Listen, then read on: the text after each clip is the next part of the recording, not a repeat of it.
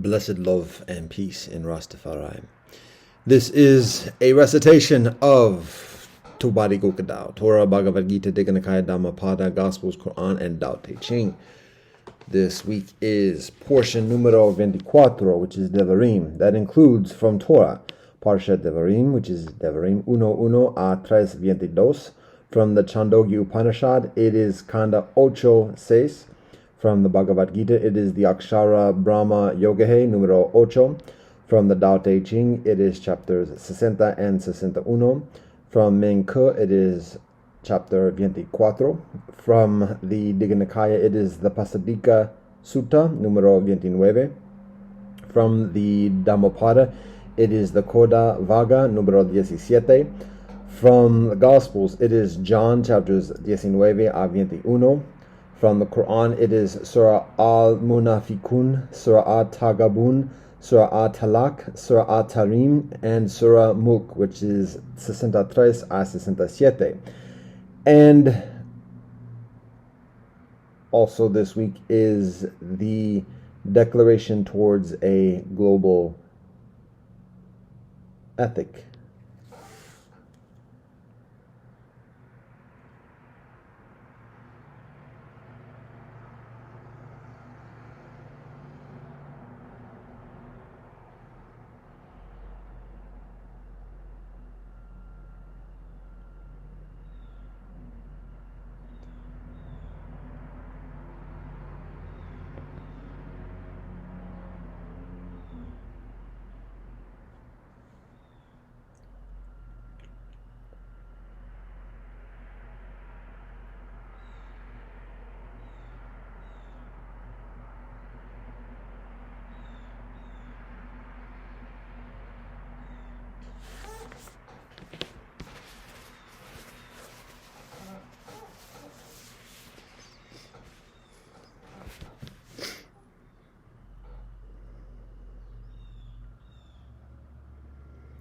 Bismillah ar-Rahman ar-Rahim.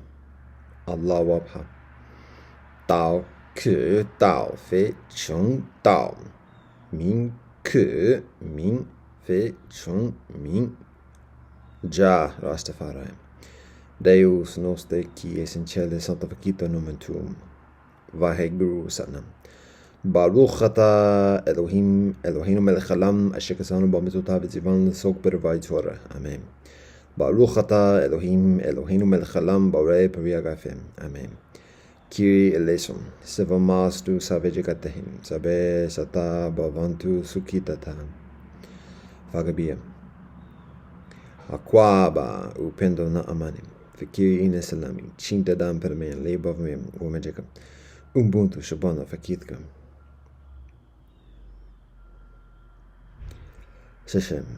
Kamasanida, Damo Arigato, Pilama Yelo Wakatoko, Toko Doka Shingun, Gumaligat. God, we thank you for all that you bless us. Ata Jam Yata Afinami. Mado, Aho, Om Shanti Shanti Shanti. Amen.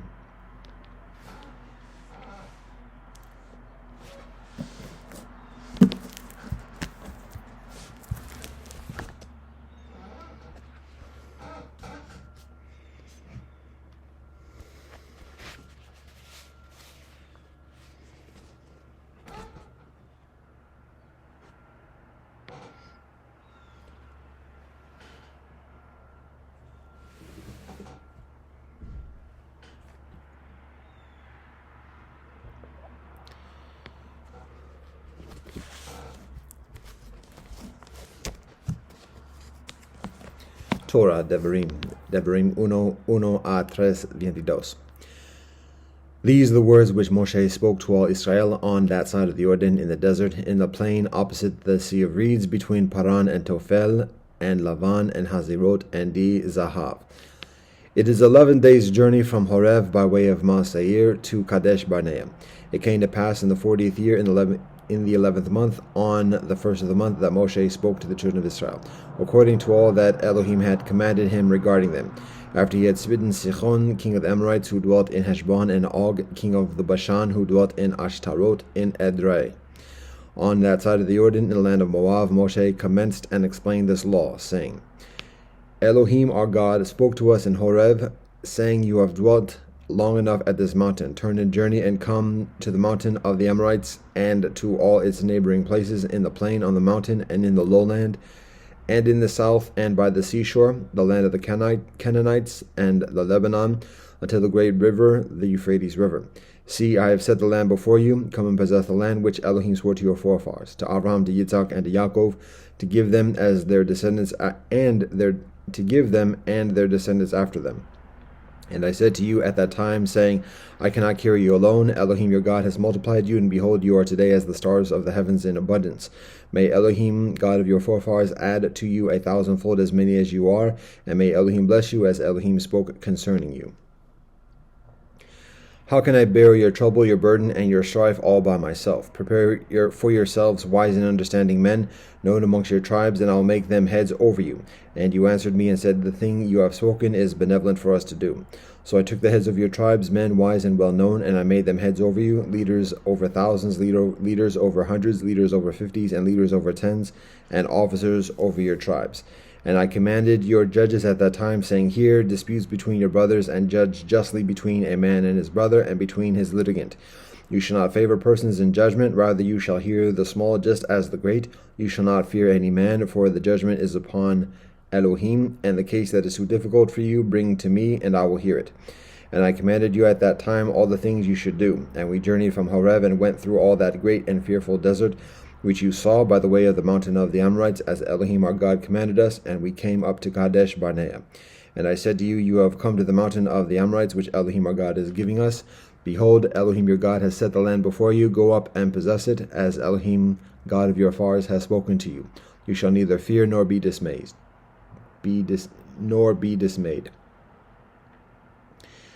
And all of you approached me and said, let us send men ahead of us, so that they will search out the land for us, and bring us back word by which route we shall go up, and to which cities we shall come. And the matter pleased me, so I took 12 men from you, 1 man for each tribe. And they turned and went up to the mountain, and they came to the valley of Eshcol, and spied it out. And they took some of the fruit of the land in their hands, and brought it down to us, brought us back word, and said, the land Elohim our God is giving us is benevolent. But you did not want to go up, and you rebelled against the commandment of Elohim your God. You murmured in your tents, and said, because Elohim hates us, Elohim took us out of the land of Egypt to deliver us into the hands of the Amorites to exterminate us. Where shall we go up? Our brothers have discouraged us, saying, a people greater and taller than we, cities great and fortified up to the heavens, and we have even seen the sons of Anakim there. And I said to you, do not be broken or afraid of them. Elohim your God who goes before you, Elohim will fight for you, just as Elohim did for you in Egypt before your very eyes. And in the desert where you have seen how Elohim your God has carried you as a man carries his son, all the way that you have gone until you have come to this place. But regarding this matter, you do not believe Elohim your God, who goes before you on the way to search out a place for you in which to encamp, in a fire at night to enable you to see on the way you should go, and in a cloud by day. And Elohim heard the sound of your words, and Elohim became angry and swore, saying, if any of these men of this evil generation sees the benevolent land which I swore to give your forefathers, except Caleb the son of Jephunneh, he will see it, and I will give him the land he trod upon, and to his children, because he has completely followed Elohim. Elohim was also angry with me because of you, saying, neither will you go there. But Yehoshua the son of Nun, who stands before you, he will go there. Strengthen him, for he will cause Israel to inherit it. Further, your little ones whom you said will be prey, and your children who on that day did not know benevolence and evil, they will go there, and I will give it to them, and they will possess it. But as for you, turn yourselves around and journey into the desert by way of the Sea of Reeds. Then you answered and said to me, we have sinned against Elohim. We will go up and fight according to all that Elohim our God has commanded us. So every one of you girded his weapons, and you prepared yourselves to go up to the mountain. And Elohim said to me, say to them, neither go up nor fight, for I am not amongst you, lest you be struck down before your enemies. So I spoke to you, but you did not listen, and you rebelled against the command of Elohim, and you acted wickedly, and went up to the mountain. And the Amorites dwelling in that mountain came out towards you, and pursued you as bees do, and beat you down in Seir, as distant as Hormah. So you returned and wept before Elohim, but Elohim would not hear your voice, nor would Elohim listen to you. And you dwelt in Kadesh many days, as the days that you have dwelt. Then we turned and journeyed into the desert by way of the Sea of Reeds, as Elohim had spoken to me, and we circled Mount Seir for many days. And Elohim spoke to me, saying, You have circled this mountain long enough, turn northward, and command the people, saying, You are about to pass through the boundary of your kinsmen, the children of Esau, who dwell in Seir, and they will be afraid of you. Be very careful. You shall not provoke them, for I will not give you any of their land, not so much as a footstep, because I have given Mount Seir to Esau for an inheritance. You shall buy food from them with money, that you may eat, and also water you shall buy from them with money, that you may drink. For Elohim your God has blessed you in all the work of your hand. Elohim knows of your walking through this great desert, these 40 years that Elohim your God has been with you. You have lacked nothing. And we departed from our kinsmen, the children of Esau, who dwelt in Seir, by way of the plain from Elat and from Etzion Geber. And we turned and passed through the way of the desert of Moab. And Elohim said to me, Do not distress the Moabites, and do not provoke them to war, for I will not give you any of their land as an inheritance, because I have given Ar to the children of Lot as an inheritance. The Amim dwelled there formerly, a great and numerous people, and tall in stature as the Anakim. They also are considered Rephaim as the Anakim, but the Moabites call them Emim. And the Horites formerly dwelt in Seir, and the children of Esau were driving them out, and they exterminated them from before them, and dwelt in their stead, just as the Israelites did to the land of their inheritance, which Elohim gave them. Now get up and cross the brook of Zered. So we crossed the brook of Zered. And the days when we went from Kadesh Barnea until we crossed the brook of Zered numbered 38 years, until all the generation of the men of war expired from the midst of the camp, just as Elohim swore to them. Also the hand of Elohim was upon them to destroy them from the midst of the camp until they were consumed. So it was, when all the men of war finished dying from amongst the people, that Elohim spoke to me, saying, Today you are crossing the boundary of Moab at Ar, and when you approach opposite the children of Ammon, neither distress them nor provoke them, for I will not give you of the land of the children of Ammon as an inheritance, because I have given it to the children of Lot as an inheritance. It too is considered a land of Rephaim. Rephaim dwelt therein formerly, and the Ammonites call them Zemzumim. A great numerous and tall people as the Anakim, but Elohim exterminated them before them, and they drove them out and dwelt in their stead. As Elohim did the children of Esau who dwell in Seir, when Elohim exterminated the Horites from before them, and they drove them out and dwelt in their stead, even to this day. But the Avim who dwell in open cities up till Gaza, the Kephtorites who came forth of Kaphtor, exterminated them and dwelt in their stead. Get up, journey, and cross the river Anon. Behold, I have delivered into your hand Sichon, the Amorite king of Heshbon, and his land. Begin to possess it and provoke him to war. Today I will begin to put the dread of you and the fear of you upon the nations that are under the entire heaven, who will hear reports of you and shake and be in trepidation because of you. So I sent messengers from the desert of Kedemot to Sichon, king of Heshbon, with words of peace, saying, Allow me to pass through your land. I will go along by the highway. I will turn neither to the right nor to the left. You shall sell me food for money, that I may eat, and give me water for money, that I may drink. I will only pass through by my feet. Just as the children of Esau who dwell in Seir and the Moabites who dwell in Ar did for me, until I crossed the Jordan to the land which Elohim our God is giving us. But Sichon, king of Heshbon, did not wish to let us pass by him, for Elohim your God caused his spirit to be hardened and his heart to be obstinate, in order that Elohim would give him into your hand as this day. And Elohim said to me, Behold, I have begun to deliver Sichon and his land before you. Begin to drive him out, that you may inherit his land. Then Sichon went forth towards us, he and all his people, to war at Yazah. And the Lord our God delivered him to us, and we smote him and his sons and all his people. And we conquered all his cities at that time, and utterly destroyed every city, the men, women, and the young children. We left over no survivor. Only the cattle we took for a prey unto ourselves, with the spoil of the cities which we had taken. From Aroer, which is on the edge of the valley of Arnon, and from the city that is in the valley, even unto Gilead, there was not a city too high for us. Elohim our God delivered up all before us. Only to the land of the children of Ammon you came not near, all the side of the river Yabok, and the cities of the hill country, and wherever Elohim our God commanded us. Then we turned and went up the way of Bashan, and Og the king of Bashan came forth towards us, he and all his people, to war at Edrei. And Elohim said to me, Do not fear him, for I have given him all his people and his land into your hand, and you shall do to him as you did to Sichon king of the Amorites, who dwelt in Heshbon. So Elohim our God delivered into our hands also Og the king of Bashan and all his people, and we smote him until no remnant remained of him. And we conquered all his cities at that time. There was not a town that we did not take from them, 60 cities, all the territory of Argob, the kingdom of Og in Bashan. All these cities were fortified with high walls, double doors, and bolts, in addition to a great many unwalled cities. And we utterly destroyed them, as we did to Sichon, king of Heshbon, utterly destroying every city, the men, women, and the young children. But all the beasts and the spoils of the cities we took as spoil for ourselves. At that time we took the land out of the hands of the 2 kings of the Amorites, who were on that side of the Jordan, from the brook of Arnon to Mount Hermon. The Sidonians call Hermon Sirion, and the Amorites call it Senir. All the cities of the plain, all Gilead, and all Bashan, to Salcha and Edrei, cities of the kingdom of Og in Bashan. For only Og, king of Bashan, was left from the remnant of the Rephaim. His bedstead was a bedstead of iron. Is it not in Rabbah of the children of Ammon?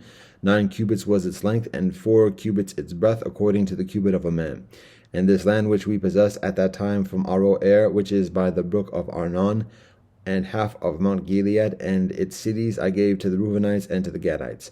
And the rest of Gilead and all Bashan, the kingdom of Og, I gave to the half-tribe of Manasseh. All the territory of Argob, all of Bashan, that is called the land of Rephaim. Yair, the son of Manasseh, took all the territory of Argob to the boundaries of the Gusharites and the Machatites, and he called them even Bashan after his own name, villages of Yair to this day. And to Machir I gave Gilead, and to the Reubenites and to the Gadites I gave from Gilead to the brook of Arnon, the midst of the brook and the border until the brook of Yabok, which is the boundary of the children of Ammon, the plain, the Jordan, and the border thereof, from Kinneret to the sea of the plain, the sea of salt, under the waterfalls of Pisgah eastward. And I commanded you at that time, saying, Elohim your God has given you this land to possess it. Pass over on before your brothers, the children of Israel, all who are warriors. But your wives, your young children, and your cattle, for I know that you have much cattle, shall dwell in your cities, which I have given you, until Elohim has given rest to your brothers, just as Elohim did for you, and until they also possess the land which Elohim your God is giving them on the other side of the Jordan. Then every man shall return to his possession, which I have given to you.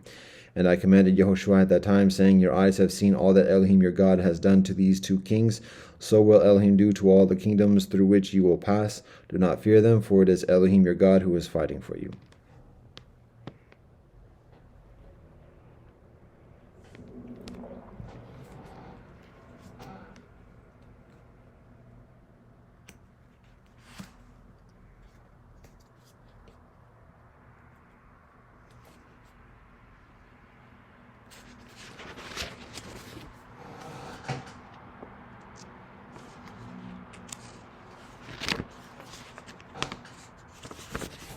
Chandogi Upanishad, Kanda 8:6. Now those arteries of the heart are filled with the essence of brown, white, blue, yellow, and red liquid substances. Verily, the soleil yonder is brown, it is white, it is blue, it is yellow, it is red. As a long highway runs between 2 villages, this one and that yonder, so do the rays of the soleil go to both worlds, to this one and that yonder. They start from yonder soleil and enter into these arteries. They start from these arteries and enter into yonder soleil. When a man is asleep, with the senses withdrawn and serene, and sees no dream, then he has entered into these arteries. Then no evil touches him, for he has obtained the light of the soleil. And when he becomes weak, then those sitting around him say, Do you know me? Do you know me? As long as he has not departed from this body, he knows them. When he departs from the body, if he is a mere ritualist and ignorant of Brahman, then he then goes upwards by these rays, towards the worlds which he has gained by his meritorious work. Or if he is a knower of the doctrines of the Akasha in the lotus of the heart, as described previously, he then meditates on Om, and thus secures entrance into Brahmaloka. Or if he is ignorant, he attains lower bodies. The knower attains the solar orb as quickly as one directs one's mind from one object to another. This indeed is the door to the world of Brahman for those who know. For the ignorant it is closed. On this there is the following verse. There are 101 arteries of the heart, one of which pierces the crown of the head. Going upwards by it, a man at death attains eternal life. Other arteries going in different directions only serve as channels for his departing from the body, yea, only serve as channels for his departing from the body.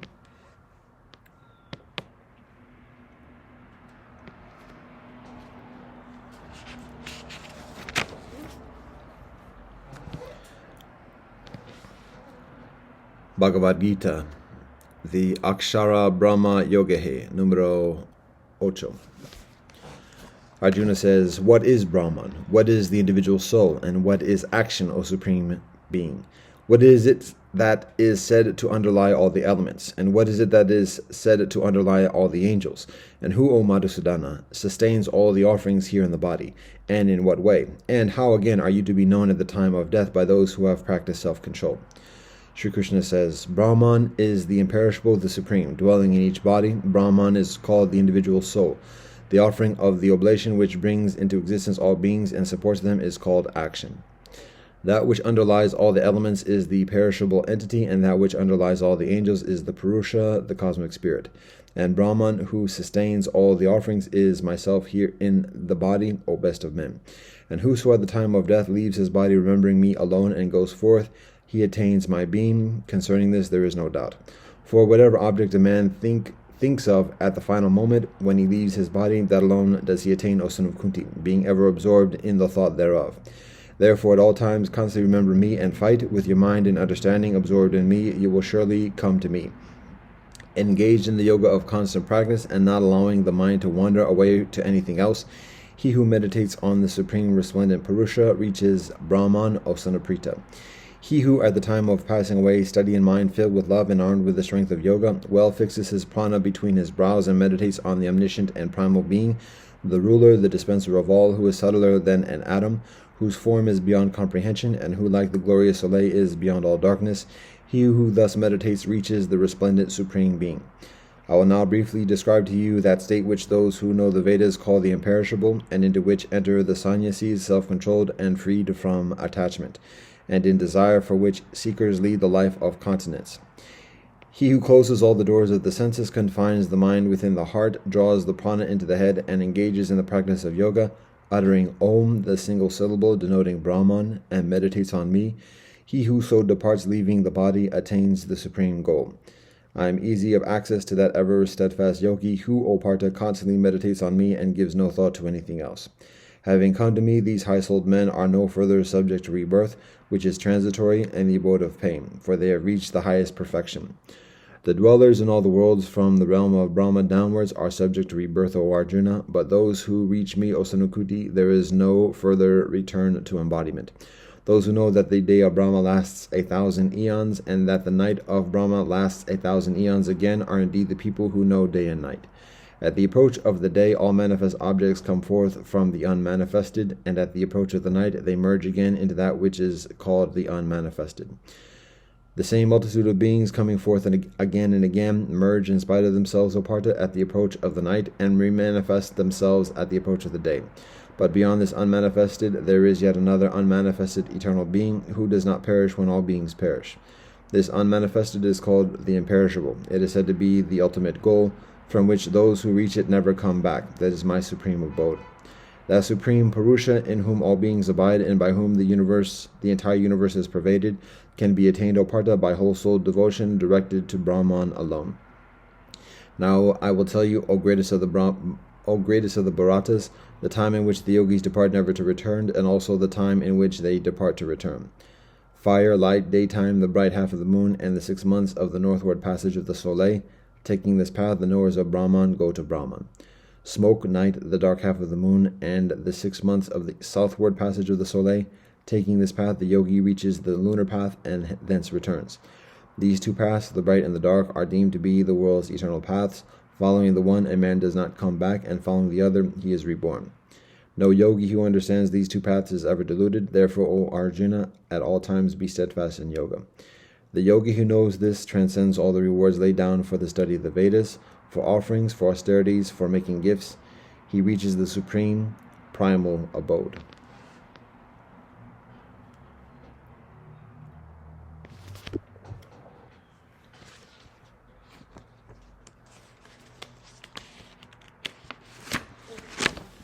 Dao Te Ching, chapter 60 and 61. 60. Ruling a large country is like cooking a small fish. Utilizing the Tao to manage the world, its demons have no power. Not only do its demons have no power, its angels do not harm people. Not only do its angels not harm people, the sages also do not harm people. They both do no harm to one another, so virtue merges and returns. 61. The large country is like the lowest river, the converging point of the world, the receptive female of the world. The female always overcomes the male with serenity, utilizing serenity as the lower position. Thus, if the large country is lower than the small country, then it can take the small country. If the small country is lower than the large country, then it can be taken by the large country. Thus, one utilizes the lower position to take, the other utilizes the lower position to be taken. The large country only wishes to gather and protect people. The small country only wishes to join and serve people. So that both obtain what they wish, the larger one should assume the lower position.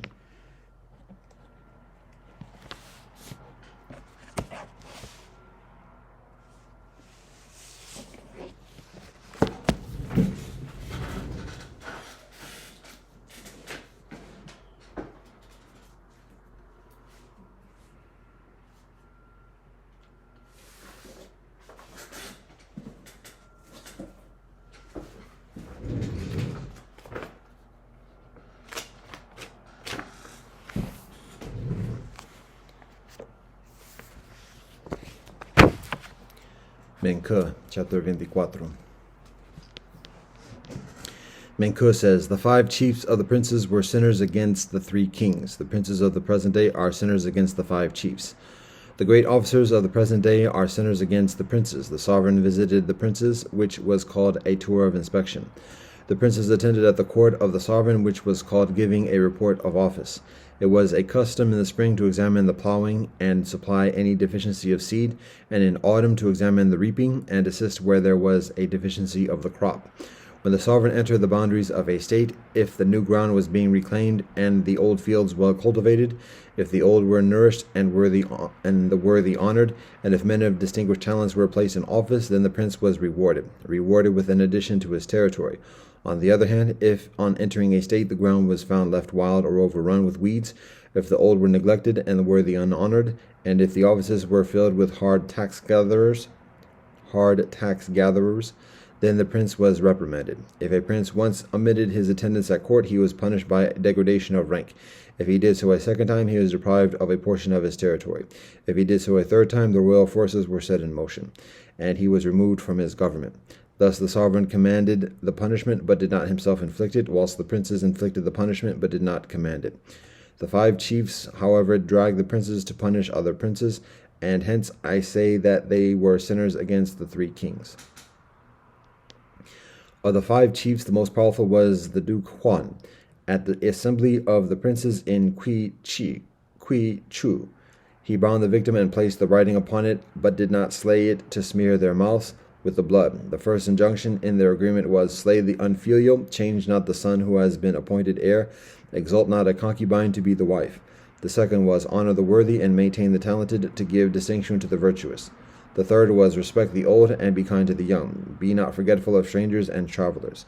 The fourth was, let not offices be hereditary, nor let officers be pluralists. In the selection of officers, let the object be to get the proper men. Let not a ruler take it on himself to put to death a great officer. The fifth was, follow no crooked policy in making embankments, impose no restrictions on the sale of grain. Let there be no promotions without first announcing them to the sovereign. It was then said, all we who have united in this agreement shall hereafter maintain amicable relations. The princes of the present day all violate these 5 prohibitions, and therefore I say that the princes of the present day are sinners against the 5 chiefs. The crime of him who connives at and aids the wickedness of his prince is small, but the crime of him who anticipates and excites the wickedness is great. The officers of the present day all go to meet their sovereign's wickedness, and therefore I say that the great officers of the present day are sinners against the princes. The prince of Lu wants to make the minister Shen commander of his army. Menke says, to employ an uninstructed people in war may be said to be destroying the people. A destroyer of the people would not have been tolerated in the times of Yao and Shun. Though by a single battle you should subdue Qi and get possession of Nangyang, the thing ought not to be done. Sheng changes countenance and says in displeasure, this is what I, Gu Li, do not understand. Menke says, I will lay the case plainly before you. The territory appropriated to the sovereign is 1,000 li square. Without 1,000 li, he would not have sufficient for his entertainment of the princes. The territory appropriated to a hall is siete li square. Without siete li, he would not have sufficient wherewith to observe the statutes kept in his ancestral temple. When Zhao Gong was invested in the principality of Lu, it was 100 li square. The territory was indeed enough, but it was not further than 100 li. When Tai Gong was invested with the principality of Qi, it was siete li square. The territory was indeed enough, but it was not further than siete li. Now Lu is 5 times siete li square. If a true royal ruler were to arise, where do you think that Lu would be diminished or increased? Whether do you think that Lu would be diminished or increased by him? If it were merely taking the place from the one state to give it to the other, a benevolent man would not do it. How much less will he do so when the end is to be sought by the slaughter of men? The way in which a superior man serves his prince contemplates simply the leading him in the right path and directing his mind to benevolence. Manko says, those who nowadays serve their sovereign say, we can for our sovereign enlarge the limits of the cultivated ground and fill his treasuries and arsenals. Such persons are nowadays called benevolent ministers, but anciently they were called robbers of the people. If a sovereign follows not the right way, nor has his mind bent on benevolence, to seek to enrich him is to enrich a G. Or they will say, we can for our sovereign form alliances with other states so that our battles must be successful. Such persons are nowadays are called benevolent ministers, beneficial ministers, but anciently they were called robbers of the people. If a sovereign follows not the right way, nor has his mind directed to benevolence, to seek to enrich him is to enrich a G.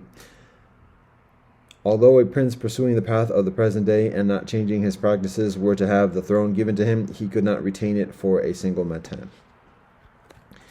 Bai Gui says, I want to take a 20th of the produce only as the tax. What do you think of it? Manko says, your way would be that of the Mo. In a country of 10,000 families, would it do to have only one potter? Gui replies, no, the vessels would not be enough to utilize. Menka goes on, in Mo, all the 5 kinds of grain are not grown. It only produces the millet. There are no fortified cities, no edifices, no ancestral temples, no ceremonies of offering. There are no princes requiring presents and entertainments. There is no system of officers with their various subordinates. On these accounts, a tax of 1/20th of the produce is sufficient there. But now it is the middle kingdom that we live in. To banish the relationships of men and have no superior men, how can such a state of things be thought of? With but few potters a kingdom cannot subsist. How much less can it subsist without men of a higher rank than others? If we wish to make the taxation lighter than the system of Yao and Shun, we shall just have a great Mo and a small Mo. If we wish to make it heavier, we shall just have the great G and the small G. Bai Gui says, my management of the waters is superior to that of you. Manke replies, you are wrong, sir. Yu's regulation of the waters was according to the laws of water. He therefore made the 4 seas their receptacle, whilst you make the neighboring states their receptacle. Water flowing out of its channels is called an inundation. Inundating waters are a vast waste of water, and what a benevolent man detests. You are wrong, my benevolent sir. Manke says, if a scholar have not faith, how shall he take a firm hold of things? The Prince of Lu, wanting to commit to the administration of his government to the disciple Yu Zong,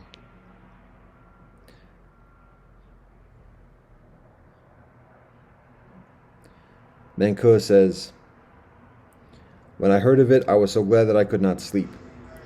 Gong Su Cho asks, is Yu Zhen a man of vigor? And is answered, no. Is he wise in counsel? No. Is he possessed of much information? No. What then makes you so glad that you could not sleep? He is a man who loves what is benevolent. Is the love of what is benevolent sufficient? The love of what is benevolent is further than a sufficient qualification for the government of the kingdom. How much further is it so for the state of Lu? If a minister love what is benevolent, all within the 4 seas will count 1,000 li, but a small distance, and will come and lay their benevolent thoughts before him. If he do not love what is benevolent, men will say, how self-conceited he looks. He is saying to himself, I know it. The language and looks of that self-conceit will keep men off at a distance of uno mil li. When benevolent men stop uno mil li off, calumniators, flatterers, and sycophants will make their appearance. When a minister lives amongst calumniators, flatterers, and sycophants, though he may wish the state to be well governed, is it possible for it to be so? The disciple Chen says, what were the principles on which superior men of old took office? Manko replies, there were 3 cases in which they accepted office, and 3 in which they left. If received with the utmost respect and all polite observances, and they could say to themselves that the prince would carry their words into practice, then they took office with him. Afterwards, although there might be no remission in the polite demeanor of the prince, if their words were not carried into practice, they would leave him. The second case was that in which, though the prince could not be expected at once to carry their words into practice, yet being received by him with the utmost respect, they took office with him. But afterwards, if there was a remission in his polite demeanor, they would leave him. The last case was that of the superior man who had nothing to eat, either matin or evening, and was so famished that he could not move out of his door. If the prince, on hearing of his state, said, I must fail in the great point, that of carrying his doctrines into practice, neither am I able to follow his words, but I am ashamed to allow him to die of want in my country. The assistance offered in such a case might be received, but not beyond what was sufficient to avert death. Manke says, Shun rose from amongst the channeled fields. Fu Yu was called to office from the midst of his building frames. Jia Ge from his fish and salt. Guan Yi Wu from the hands of his gaoler. Sun Shu Ao from his hiding by the seashore, and Bai Li Qi from the marketplace. Thus, when heaven is about to confer a great office on any man, it first exercises his mind with suffering, and his sinews and bones with toil. It exposes his body to hunger and subjects him to extreme poverty. It confounds his undertakings. By all these methods, it stimulates his mind, hardens his nature, and supplies his incompetencies. Men, for the most part, err and are afterwards able to reform. They are distressed in mind and perplexed in their thoughts, and then they arise to vigorous reformation. When things have been evidenced in men's looks and set forth in their words, then they understand them. If a prince have not about his court families attached to the laws and worthy counselors, and if abroad there are not hostile states or other external calamities, his kingdom will generally come to ruin. From these things we will see how life springs from sorrow and calamity, and death from ease and pleasure. Manko says, there are many arts in teaching. I refuse, as inconsistent with my character, to teach a man, but I am only thereby still teaching him.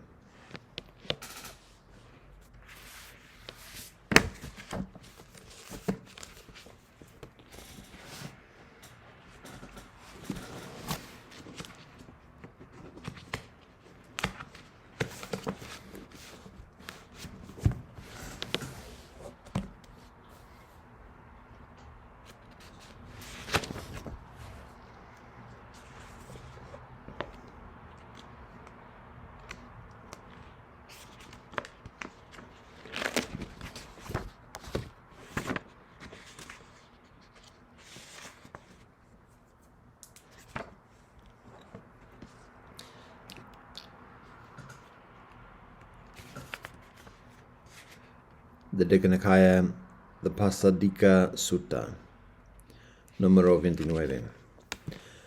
Thus have I heard. The Exalted One was at one time sojourning amongst the Sakyans at the technical college in the mango grove of the Sakyan family named the Archers. Now at that time, Nataputa, the Naganta, had just died at Pava, and at his death the Nagantas became disunited and divided into 2 parties, in mutual strife and conflict, quarreling and wounding each other with wordy weapons. Thou dost not understand this doctrine and discipline, but I do understand it. How shouldst thou understand it? Thou art in the wrong, I am in the right. I am speaking to the point, thou art not.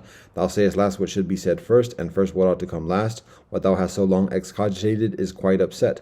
Thy challenge is taken up, thou prove to be wrong. Be gone to get rid of thy opinion, or disentangle thyself if thou canst. Truly the Nagantas, followers of Nataputa, were out, methinks, to kill.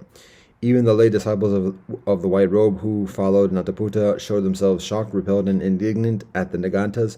So badly was their doctrine and discipline set forth and imparted, so ineffectual was it for guidance, so little conducive to peace, imparted as it had been done by one who was not supremely enlightened, and now wrecked as it was of his support and without a protector. Now Kunda the novice, having passed the rainy season at Pava, came to see the venerable Ananda at Samagama, and coming saluted him and sat down beside him. So seated, he said to the venerable Ananda, Nataputa, sir, the Naganta has just died at Pava, and he being dead, the Nagantas have become disunited and divided into two parties in mutual strife and conflict, quarreling and wounding each other with wordy weapons. Thou dost not understand this doctrine and discipline, but I do understand it. How shouldst thou understand it? Thou art in the wrong, I am in the right. I am speaking to the point, thou art not. Thou sayest last what should be said first, and first what ought to come last. What thou hast so long excogitated is quite upset. Thy challenge is taken up, thou art proved to be wrong. Be gone to get rid of thy opinion, or disentangle thyself if thou canst. Truly the Nagantas, followers of Nataputa, were out, methinks, to kill. Even the lay disciples of the white robe who followed Nataputa show themselves shocked, repelled, and indignant at the Nagantas, so badly was their doctrine and discipline set forth and imparted, so ineffectual was it for guidance, so little conducive to peace, imparted as it had been by one who was not supremely enlightened, now wrecked as it was of his support and without a protector. Then said the venerable Ananda to Kunda the novice, Friend Kunda, this is a worthy subject to bring before the Exalted One. Let's go to him and tell him about it. Very well, sir, replied Kunda the novice. So the venerable Ananda and Kunda the novice sought out the Exalted One, and saluting him and sitting down beside him said this, Nataputa, sir, the Naganta has just died at Pava, and he being dead, the Nagantas have become disunited and divided into two parties, and mutual strife and conflict, quarreling and wounding each other with wordy weapons. Thou dost not understand this doctrine and discipline, but I do understand it. How shouldst thou understand it? Thou art in the wrong, I am in the right. I am speaking to the point, thou art not. Thou sayest last what should be said first, and first what ought to come last. What thou hast so long excogitated is quite upset. Thy challenge is taken up, thou art proved to be wrong. Be gone to get rid of thy opinion, or disentangle thyself if thou canst. Truly the Nagantas, followers of Nataputa, were out, methinks, to kill. Even the lay disciples of the white robe who followed Nataputa showed themselves shocked, repelled, and indignant at the Nagantas. So badly was their doctrine and discipline set forth and imparted, so ineffectual was it for guidance, so little conducive to peace, imparted as it had been by one who was not supremely enlightened, now wrecked as it were of his support and without a protector. The Buddha says, Here, Kunda, we have a teacher who was not supremely enlightened, and a doctrine badly set forth, badly imparted, ineffectual to guide, not conducing to peace, imparted by one who was not supremely enlightened. In such a doctrine, further, the disciple does not come to master the lesser corollaries that follow from the larger doctrine, nor to acquire correct conduct, nor to walk according to the precepts, but is perpetually evading that doctrine. To him one might say, Friend, thou hast got thy gospel, and thou hast got thy opportunity. Thy teacher is not supremely enlightened, his dharma is badly set forth, badly imparted, ineffectual for guidance, not conducive to peace, not imparted by one supremely enlightened. Thou in that doctrine hast not mastered the lesser corollaries that follow from the larger doctrine, nor acquired correct conduct, nor walkest thou according to those corollaries, but thou dost perpetually evade that doctrine. Thus, Kunda, both that teacher and that doctrine are shown blameworthy, but the disciple is honorable. Now he who should say to such a disciple, Come, your reverence, practice even according to the doctrine taught and declared by your teacher.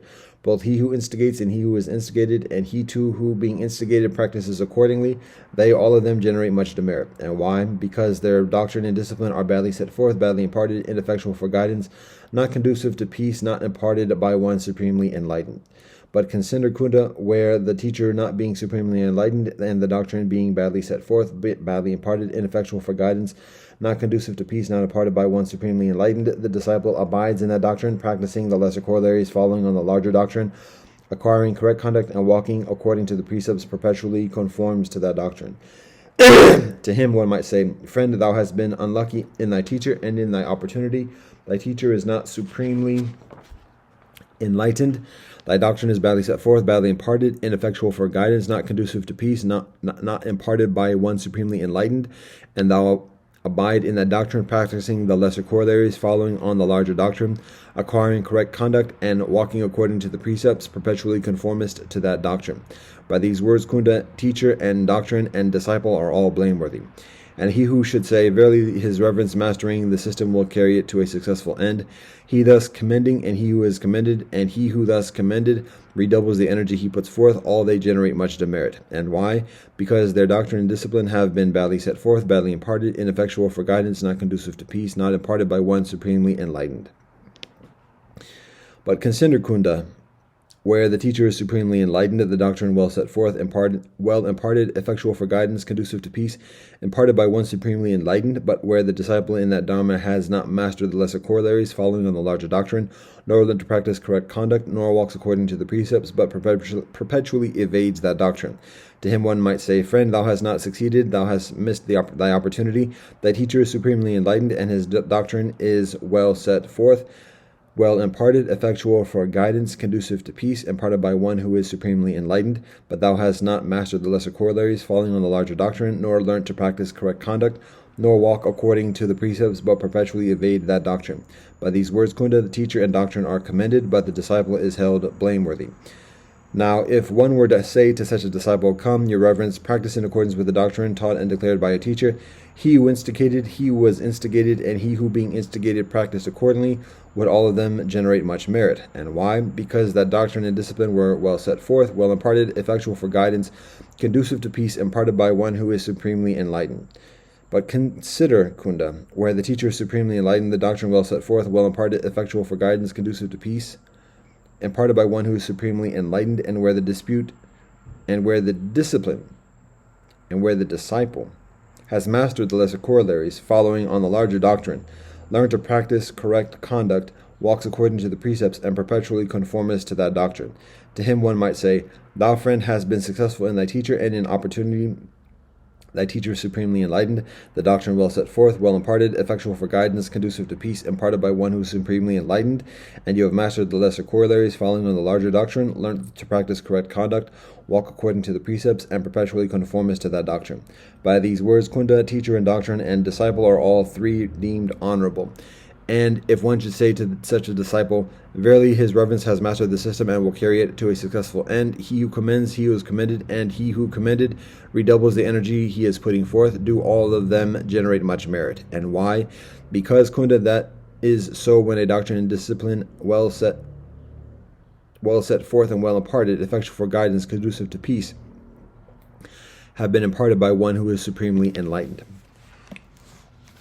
But consider, Kunda, where a teacher hath arisen in the world, Arahat supremely enlightened, where a doctrine hath been well set forth, well imparted, effectual for guidance, conducive to peace, imparted by one who is supremely enlightened, but where his disciples have not become proficient in the benevolent Dharma, nor has the full scope of the higher life become manifest to them, evident with all the stages in it coordinated, nor has it been made a thing of saving grace for them, well proclaimed amongst men, when their teacher passes away.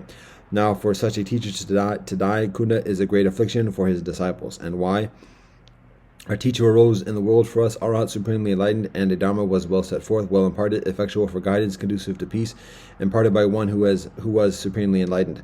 But we have not become proficient in the benevolent Dharma, nor has the full scope of the higher life become manifest to us, evident with all the stages in it coordinated, nor has it been made a thing of saving grace for us, well proclaimed amongst men, nor has our teacher passed away. For such a teacher to die, Kunda, is a great affliction for his disciples. But consider, Kunda, where a teacher has appeared in the world who was Arahat supremely enlightened, where a Dharma has been well set forth, well imparted, effectual for guidance, conducive to peace, imparted by one who is supremely enlightened, and where the disciples have become proficient in the benevolent Dhamma, and where the full scope of the higher life has become manifest to them, evident with all its stages coordinated and made a thing of saving grace, well proclaimed amongst men, when that teacher passes away. Now, for such a teacher, Kunda, to die is not an affliction for his disciples. And why? A teacher arose in the world for us, Arahat supremely enlightened, and a Dhamma was well set forth, well imparted, effectual for guidance, conducive to peace, imparted by one who is supremely enlightened. And we have become proficient in the benevolent Dhamma, and the full scope of the higher life has become manifest to us, evident with all its stages coordinated and made a thing of saving grace, well proclaimed amongst men. Now is our teacher passed away. For such a teacher to die, Kunda, is not an affliction to his disciples. If a religious system be placed in these circumstances, Kunda, and there be none to take the lead who is a senior brother, experienced of long standing in the order of ripe age, arrived at years of discretion, then is that system by this circumstance imperfect. But if a religious system be placed in these circumstances, Kunda, and there be one to take the lead who is a senior brother, experienced of long standing in the Sangha of ripe age, arrived at years of discretion, then is that system by this circumstance made perfect. Again, if a religious system come to be placed in these circumstances, and there be one to take the lead who is a senior brother, experienced of long standing in the Sangha, of ripe age, arrived at years of discretion, but there be no senior bhikshus who are disciples, wise and well trained, ready and learned, who have won the goal of religion, who are able to propagate the Dhamma, who having well confuted uprisen opposing schools with their doctrines are able to teach the Dhamma with saving grace, then is that system by this circumstance imperfect. But if a religious system be placed in these circumstances, Kunda, and there be one to take the lead who is a senior brother, experienced of long standing in the Sangha, of ripe age, arrived at years of discretion, and there be senior bhikshus who are disciples, wise and well trained, ready and learned, who have won the goal of religion, who are able to propagate the Dhamma, who having well confuted uprisen opposing schools with their doctrines, are able to teach the Dhamma with saving grace, then is that system by this circumstance perfect. Again, if a religious system could be placed in these circumstances, and there be one to take the lead who is a senior brother, experienced of long standing in the Sangha, of ripe age, arrived at years of discretion, and there be senior bhikshus who are disciples, wise and well trained, ready and learned, who have won the goal of religion, who are able to propagate the Dhamma, who having well confuted uprisen opposing schools with their doctrines are able to teach the Dhamma with saving grace. But if there be no bhikshus of middle age or standing who are disciples, then is the holy life by this circumstance imperfect.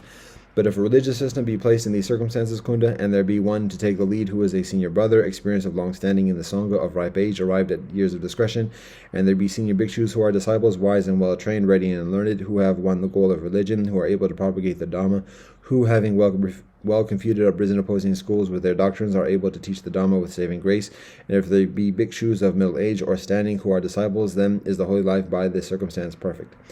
Again, if a religious system, Kunda, be placed in these circumstances, and there be one to take the lead who is a senior brother, experienced of long standing in the Sangha, of ripe age, arrived at years of discretion, and there be senior bhikshus who are disciples, wise and well trained, ready and learned, who have won the goal of religion, who are able to propagate the Dhamma, who having well confuted uprisen opposing schools with their doctrines are able to teach the Dhamma with saving grace, and if there be bhikshus of middle age or standing who are disciples, but if there be no novices who are disciples, then is the holy life by this circumstance imperfect. But if a religious system be placed in these circumstances, Kunda, and there be one to take the lead who is a senior brother, experienced of long standing in the Sangha, of ripe age, arrived at years of discretion, and there be senior bhikshus who are disciples, wise and well trained, ready and learned, who have won the goal of religion, who are able to propagate the Dhamma, who having well confuted uprisen opposing schools with their doctrines, are able to teach the Dhamma with saving grace, and if there be bhikshus of middle age or standing who are disciples, and there be novices who are disciples, then is the holy life by this circumstance perfect. Again, if a religious system come to be placed in these circumstances, and there be one to take the lead who is a senior brother, experienced of long standing in the Sangha, of ripe age, arrived at years of discretion, and there be senior bhikshus who are disciples, wise and well trained, ready and learned, who have won the goal of religion, who are able to propagate the Dhamma, who having well confuted uprisen opposing schools with their doctrines are able to teach the Dhamma with saving grace, and if there be bhikshus of middle age or standing who are disciples, and there be novices who are disciples, but if there be no senior sisters who are disciples, then is the holy life by this circumstance imperfect. But if a religious system be placed in these circumstances, Kunda, and there be one to take the lead who is a senior brother, experienced of long standing in the Sangha, of ripe age, arrived at years of discretion, and there be senior bhikshus who are disciples, wise and well trained, ready and learned, who have won the goal of religion, who are able to propagate the Dhamma, who having well confuted uprisen opposing schools with their doctrines are able to teach the Dhamma with saving grace, and if there be bhikshus of middle age or standing who are disciples, and if there be novices who are disciples, and if there be senior sisters who are disciples, then is the holy life by this circumstance perfect. Again, if a religious system come to be placed in these circumstances, and there be one to take the lead who is a senior brother, experience of long standing in the Sangha, of ripe age, arrived at years of discretion, and there be senior bhikshus who are disciples, wise and well trained, ready and learned, who have won the goal of religion, who are able to propagate the Dhamma, who having well confuted uprisen opposing schools with their doctrines are able to teach the Dhamma with saving grace, and if there be bhikshus of middle age or standing who are disciples, and if there be novices who are disciples, and if there be senior sisters who are disciples, but if there be no sister novices who are disciples, then is the holy life by this circumstance imperfect.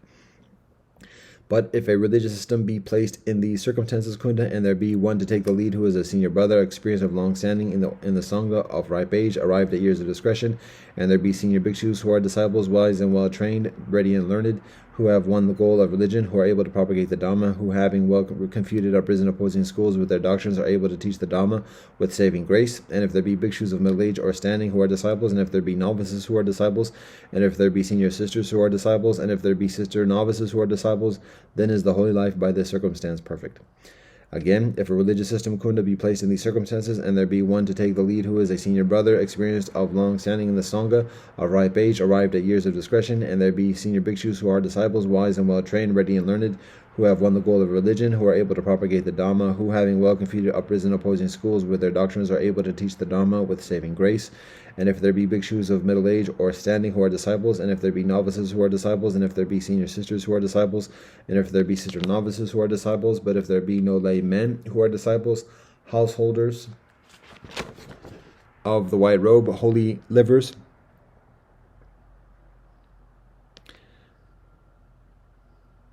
those who live holy, then is the holy life by this circumstance imperfect.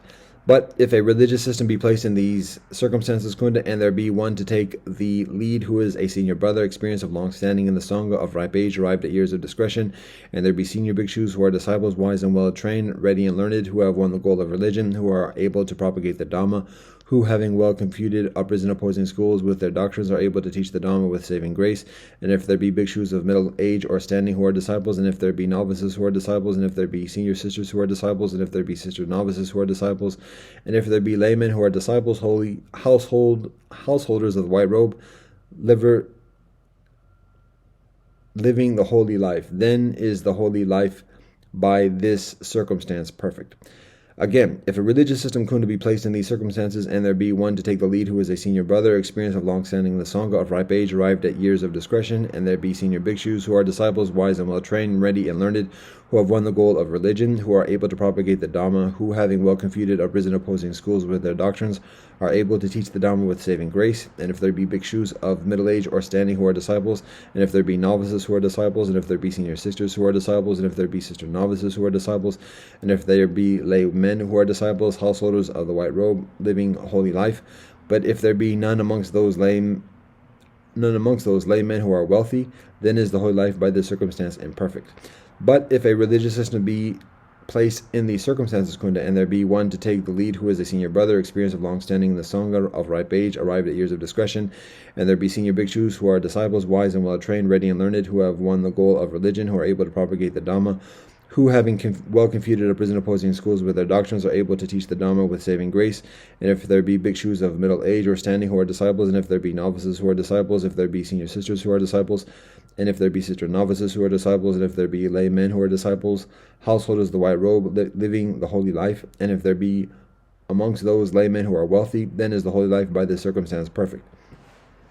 Again, if a religious system could be placed in these circumstances, and there be one to take the lead who is a senior brother, experienced of long standing in the Sangha, of ripe age, arrived at years of discretion, and there be no senior bhikshus, and there be senior bhikshus who are disciples, wise and well trained, ready and learned, who have won the goal of religion, who are able to propagate the Dhamma, who having well confuted uprisen opposing schools with their doctrines, are able to teach the Dhamma with saving grace, and if there be bhikshus of middle age or standing who are disciples, and if there be novices who are disciples, and if there be senior sisters who are disciples, and if there be sister novices who are disciples, and if there be lay men who are disciples, householders of the white robe, living the holy life, and if there be amongst them those laymen who are wealthy, but if there be no lay women who are disciples, householders of the white robe, living the holy life, then is the holy life by this circumstance imperfect.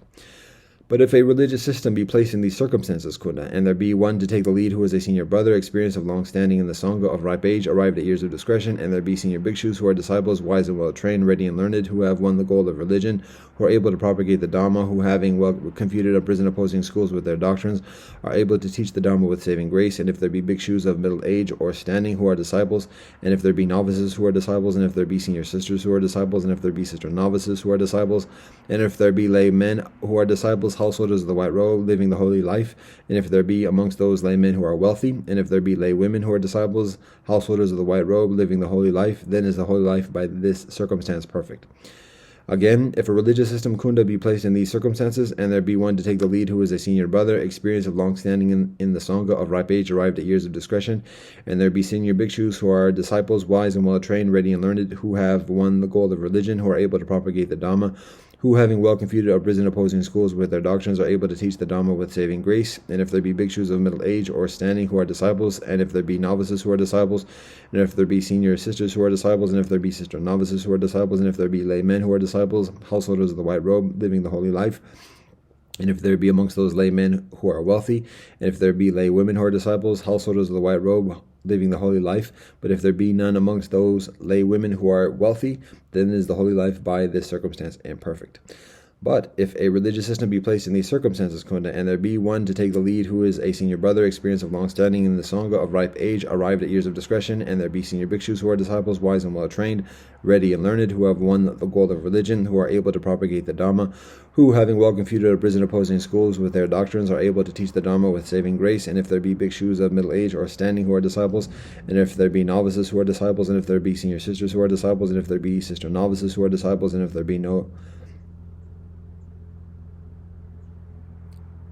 there be lay men who are disciples, householders of the white robe, living the holy life, and if there be amongst those lay men who are wealthy, and if there be lay women who are disciples, householders of the white robe, living the holy life, and if there be amongst those lay women who are wealthy, then is the holy life by this circumstance perfect. Again, if a religious system could be placed in these circumstances, and there be one to take the lead who is a senior brother, experienced of long standing in the Sangha, of ripe age, arrived at years of discretion, and there be senior bhikshus who are arrived, wise and well trained, ready and learned, who have won the goal of religion, who are able to propagate the Dhamma, who, having well confuted our prison opposing schools with their doctrines, are able to teach the Dhamma with saving grace. And if there be bhikshus of middle age or standing who are disciples, and if there be novices who are disciples, and if there be senior sisters who are disciples, and if there be sister novices who are disciples, and if there be lay men who are disciples, householders of the white robe, living the holy life, and if there be amongst those lay men who are wealthy, and if there be lay women who are disciples, householders of the white robe, living the holy life, and if there be amongst those lay women who are wealthy, but if the system be not successful, prosperous, widespread, and popular in its full extent, well proclaimed amongst men, then is the holy life by this circumstance imperfect. But if a religious system be placed in these circumstances, Kunda, and there be one to take the lead who is a senior brother, experienced of long standing in the Sangha, of ripe age, arrived at years of discretion, and there be senior bhikshus who are disciples, wise and well trained, ready and learned, who have won the goal of religion, who are able to propagate the Dhamma, who, having well confuted a prison opposing schools with their doctrines, are able to teach the Dhamma with saving grace, and if there be bhikshus of middle age or standing who are disciples, and if there be novices who are disciples, and if there be senior sisters who are disciples, and if there be sister novices who are disciples, and if there be lay men who are disciples, householders of the white robe, living the holy life, and if there be amongst those lay men who are wealthy, and if there be lay women who are disciples, householders of the white robe, living the holy life, and if there be amongst those lay women who are wealthy, and if the system be successful, prosperous, widespread, and popular in its full extent, well proclaimed amongst men, then is the holy life by this circumstance perfect. Again, if a religious system could be placed in these circumstances, and there be one to take the lead who is a senior brother, experienced of long standing in the Sangha, of ripe age, arrived at years of discretion, and there be senior bhikshus who are disciples, wise and well trained, ready and learned, who have won the goal of religion, who are able to propagate the Dhamma, who, having well confuted or risen opposing schools with their doctrines, are able to teach the Dhamma with saving grace, and if there be bhikshus of middle age or standing who are disciples, and if there be novices who are disciples, and if there be senior sisters who are disciples, and if there be sister novices who are disciples, and if there be lay men who are disciples, householders of the white robe, living the holy life, and there be amongst those lay men who are wealthy, and if there be lay women who are disciples, householders of the white robe, living the holy life, and if there be amongst those lay women who are wealthy, and if the system it be successful, prosperous, widespread, and popular in its full extent, well proclaimed amongst men, but if the system be all this but have not attained the foremost place in public fame and support, then is the holy life by this circumstance imperfect. But if a religious system be placed in these circumstances, Kunda, and there be one to take the lead who is a senior brother, experienced of long standing in the Sangha, of ripe age, arrived at years of discretion, and there be senior bhikshus who are disciples, wise and well trained, ready and learned, who have won the goal of religion, who are able to propagate the Dhamma, who, having well confuted a prison opposing schools with their doctrines, are able to teach the Dhamma with saving grace, and if there be bhikshus of middle age or standing who are disciples, and if there be novices who are disciples, and if there be senior sisters who are disciples, and if there be sister novices who are disciples, and if there be lay men who are disciples, householders of the white robe, living the holy life, and if there be amongst those lay men who are wealthy, and if there be lay women who are disciples, householders of the white robe, living the holy life, and if there be amongst those lay women who are wealthy, and if the system be successful, prosperous, widespread, and popular in its full extent, well proclaimed amongst men, and if the system be all this and have attained the foremost place in public fame and support, then is the holy life by this circumstance perfect. But I, Kunda, have now arisen as a teacher in the world, who am Arahat, supremely enlightened, and the Dhamma is well set forth, well imparted, effectual for guidance, conducive to peace, imparted by one who is supremely enlightened. And my true hearers are proficient in the benevolent Dharma, and the full scope of the holy life has been manifest to them, evident with all its stages coordinated, and made a thing of saving grace for them, well proclaimed amongst men. But I, Kunda, the teacher, am now grown old. Many are the nights I have known. Long is it since I went forth. I have reached full age. I have come to my journey's end.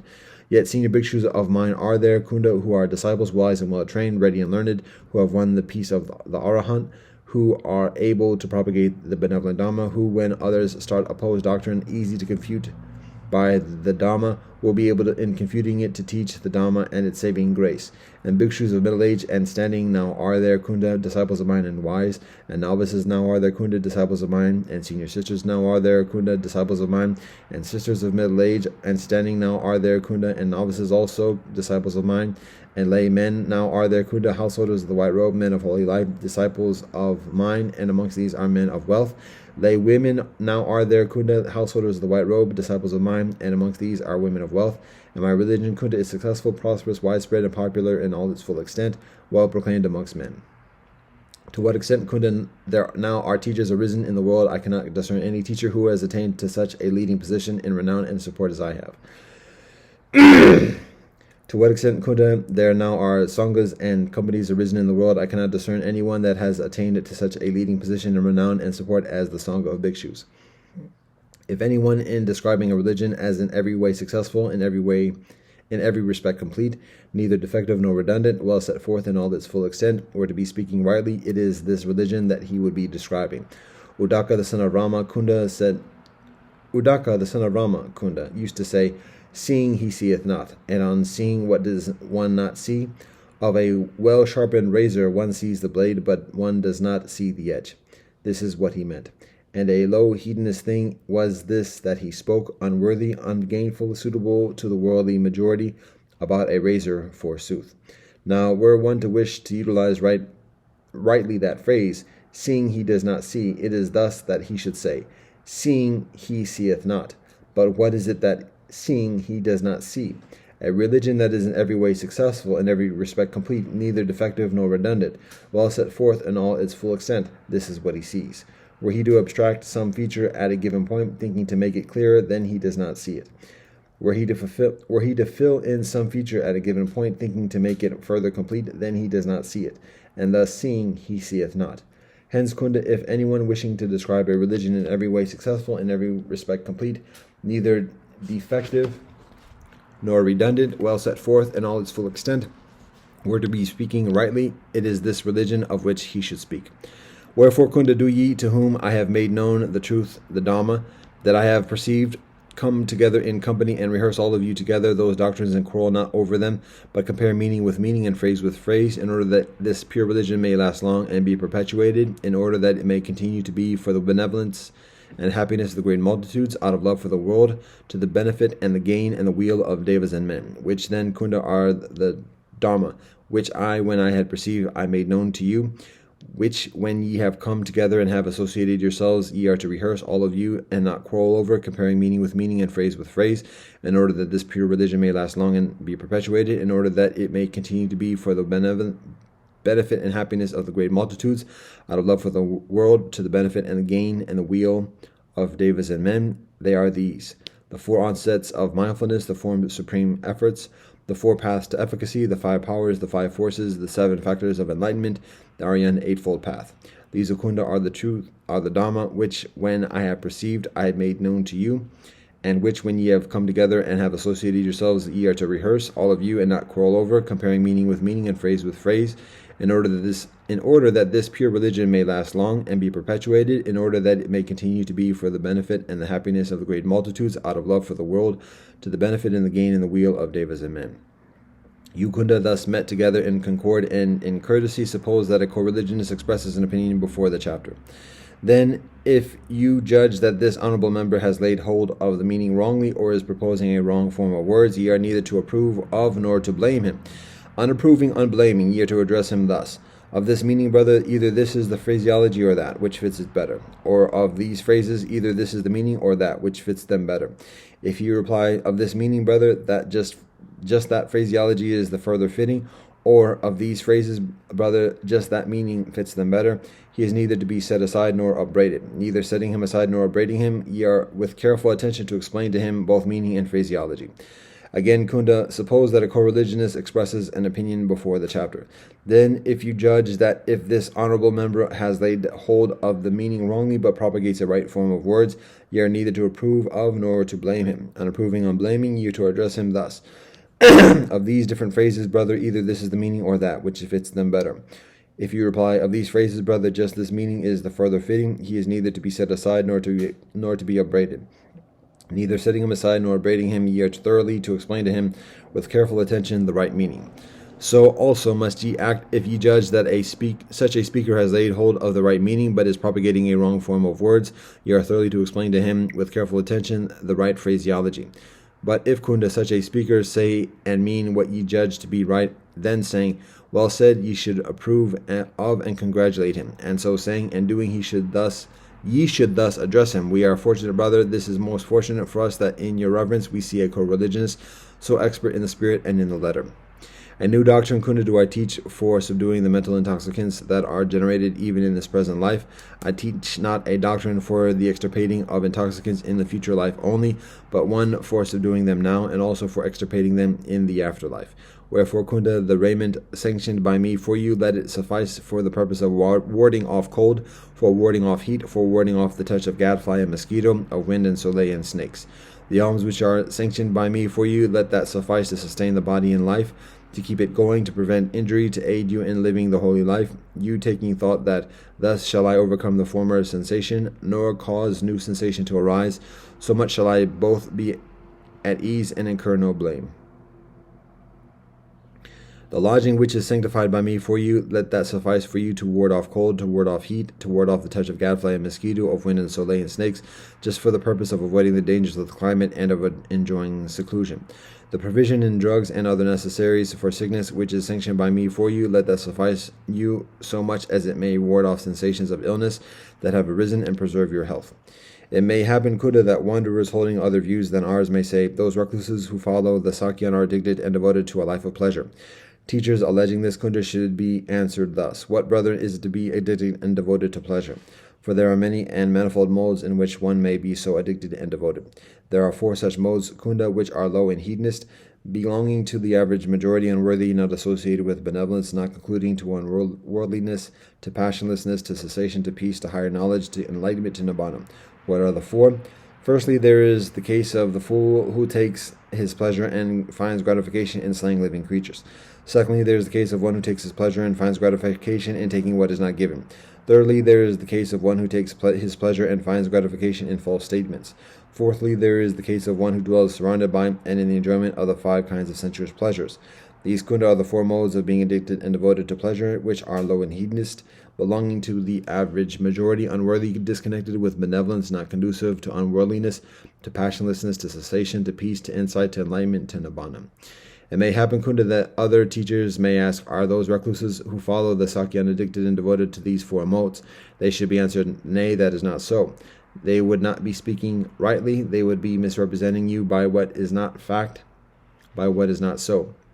These are the 4 modes of being addicted and devoted to pleasure, Kunda, which conduce absolutely to unworldliness, to passionlessness, to cessation, to peace, to higher knowledge, to enlightenment, to nibbana. What are the 4? Firstly, Kunda, when a brother, aloof from sensuous appetites, aloof from evil ideas, enters into and abides in the first jhana, wherein there is initiative and sustained thought, which is born of solitude and is full of zest and ease. Secondly, when suppressing initiative and sustained thought, he enters into and abides in the second jhana, which is self-evoked, born of concentration, full of zest and ease. In that, set free from initial and sustained thought, the mind grows calm and sure, dwelling on high. Thirdly, when a brother no longer fired with zest abides calmly contemplative, whilst mindful and self-possessed, he feels in his body that ease whereof the Aryans declare, he that is calmly contemplative and aware, he dwelleth at ease. So does he enter into and abide in the third jhana. Fourthly, by putting aside ease and by putting aside malaise, by the passing away of the joy and the sorrow he used to feel, he enters into and abides in the fourth jhana, rapture of purity, of utter purity of mindfulness and equanimity, wherein neither ease is felt nor any ill. These 4 modes of being addicted and devoted to pleasure conduce to utter unworldliness, to passionlessness, to cessation, to peace, to insight, to enlightenment, to nibbana. If then it happened, Kunda, that wanderers teaching other doctrines should declare, the Sakya and recluses live addicted and devoted to these four modes of pleasure, to them you should answer, yea, rightly would they be speaking of you, nor would they be misrepresenting you by what is not fact, by what does not exist. It may happen, Kunda, that the teachers teaching other doctrines than ours may declare, for those who lived addicted and devoted to these four modes of pleasure, brother, how much fruit, how many advantages are to be expected? Them you should answer thus. Four kinds of fruit, brother, are four advantages are to be expected. What are the four? Firstly, the case of a brother who, by the complete destruction of the three fetters, becomes a extreme winner, saved from disaster hereafter, certain to attain enlightenment. Secondly, the case of a brother who, by the complete destruction of three fetters, has so diminished passion and hate and illusion that he has become a once returner, and returning but once to this world will make an end of ill.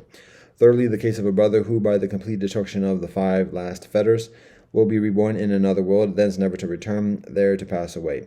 Fourthly, the case of the brother who, by the destruction of the mental intoxicants, has come to know and recognize for himself, even in this life, emancipation of intellect and emancipation of insight, and therein abides. These, brother, are the four kinds of fruit, the four advantages to be expected by those who are addicted and devoted to those four modes of pleasure. It may happen, Kunda, that wanderers teaching other views than ours may declare the Sakya and recluses are inconsistent in the doctrines they hold. To them, thus declaring this, might be replied, brother, the exalted one who knows, who sees, Arahat, supremely enlightened, hath taught and made known to his disciples doctrines not to be transgressed, so long as life shall last. Just as a pillar of stone or iron with base deep planted, well fixed, unshaking, unquivering, even so are those doctrines. The brother who is Arahat, in whom the intoxicants are destroyed, who has lived life, who has done his task, who has laid low his burden, who has attained salvation, who has utterly destroyed the fetter of rebirth, who is emancipated by the true gnosis, he is incapable of perpetuating nine things. He is incapable of deliberately depriving a living creature of life. He is incapable of taking what is not given so that it constitutes theft. He is incapable of sexual impurity. He is incapable of deliberately telling lies. He is incapable of laying up treasure for indulgence and worldly pleasure, as he used to do in the life of the house. He is incapable of taking a wrong course through partiality. He is incapable of taking a wrong course through hate. He is incapable of taking a wrong course through stupidity. He is incapable of taking a wrong course through fear. These nine things, the Arhat, in whom the mental intoxicants are destroyed, who has lived a life, whose task is done, whose burden is laid low, who has attained salvation, who has utterly destroyed the fetter of becoming, who is emancipated by the true gnosis, is incapable of perpetuating. It may happen, Kunda, that the wanderers who hold other views than ours may declare, concerning the past, Gautama the recluse reveals an infinite knowledge and insight, but not so concerning the future, as to the what and the why of it. If they were to so say, then those wanderers would fancy, like so many silly fools, that knowledge and insight concerning one kind of thing are to be revealed by knowledge and insight engaged upon another kind of thing. Concerning the past, Kunda, the Tathagata has cognition reminiscent of existences he can remember as distant back as he desires. And concerning the future, there arises in him knowledge born of enlightenment to this effect. This is the last birth, now is there no further coming to be. If, O Kunda, the past mean what is not true, what is not fact, what does not redound to your benevolence, to your benefit, concerning that the Tathagata reveals nothing. If the past mean what is true, what is fact, but what does not redound to your benevolent benefit, concerning that the Tathagata reveals nothing. If the past mean what is true, what is fact, and what does redound to your benefit, concerning that the Tathagata knows well the time when to reveal it. If, O Kunda, the future mean what is not true, what is not fact, what does not redound to your benefit, concerning that the Tathagata reveals nothing. If the future mean what is true, what is fact, what does not redound to your benefit, concerning that the Tathagata reveals nothing. If the future mean what is true, what is fact, and what does redound to your benefit, concerning that the Tathagata knows well the time when to reveal it. If, O Kunda, the present mean what is not true, what is not fact, what does not redound to your benefit, concerning that the Tathagata reveals nothing. If the present mean what is true, what is fact, what does not redound to your benefit, concerning that the Tathagata reveals nothing. If the present mean what is true, what is fact, what does redound to your benefit, concerning that the Tathagata knows well the time to reveal it. And so, Kunda, concerning the things past, future, and present, the Tathagata is a prophet of the hour, a prophet of fact, a prophet of benefit, a prophet of the Dharma, a prophet of discipline. For this is he called Tathagata. Whatever, O Kunda, in this world with his Devas and Maras and Brahmas is by the folk thereof, angels or men, recluses or Brahmins, seen, heard, felt, discerned, discerned, accomplished, striven for, or devised in mind. All is understood by the Tathagata. For this is he called Tathagata. And all that in the interval between the night Okunda wherein the Tathagata was enlightened in the supreme enlightenment, and the night wherein he passed away without any condition of rebirth remaining, all that in that interval he speaks in discourse or conversation or exposition. All that is so and not otherwise, for that is he called Tathagata. As the Tathagata says, Okunda, so he does, and he does as he does, so he says. Inasmuch as he goeth even according to his word, and his word is according to his going, for that is he called Tathagata. As to the world Okunda with its Maras and its Brahmas, of all its folk, sacred or human, heavenly or human, recluses or Brahmas, the Tathagata hath surpassed them, hath not by them been surpassed, surveys them with sure vision, disposer of things. For that is he called Tathagata. It may happen, Kunda, that wanderers teaching other doctrines than ours may say, how is it, brother, does a Tathagata exist after death? Is that true? And is any other view absurd? They so asking are thus to be answered, brother, this hath not been revealed by the Exalted One. Or they may say, does a Tathagata not exist after death? Is that true, or is any other view absurd? They so asking are thus to be answered, brother, this hath not been revealed by the Exalted One. Or they may say, does a Tathagata neither exist nor not exist after death? Is that true, and is any other view absurd? They so asking are thus to be answered, brother, this hath not been revealed by the Exalted One. Or they may say, does he both exist and not exist after death? Is that true, and is any other view absurd? They so asking are thus to be answered, brother, this hath not been revealed by the Exalted One. But it may happen, Kunda, that they may ask, but why, brother, is this not revealed by Gautama the recluse? They are thus to be answered, because, brother, it is not conducive to benefit, nor to true doctrine, nor to the fundamentals of religion, nor to unworldliness, nor to passionlessness, nor to tranquility, nor to peace, nor to insight, nor to enlightenment, nor to nibbana. Therefore is it not revealed by the Exalted One.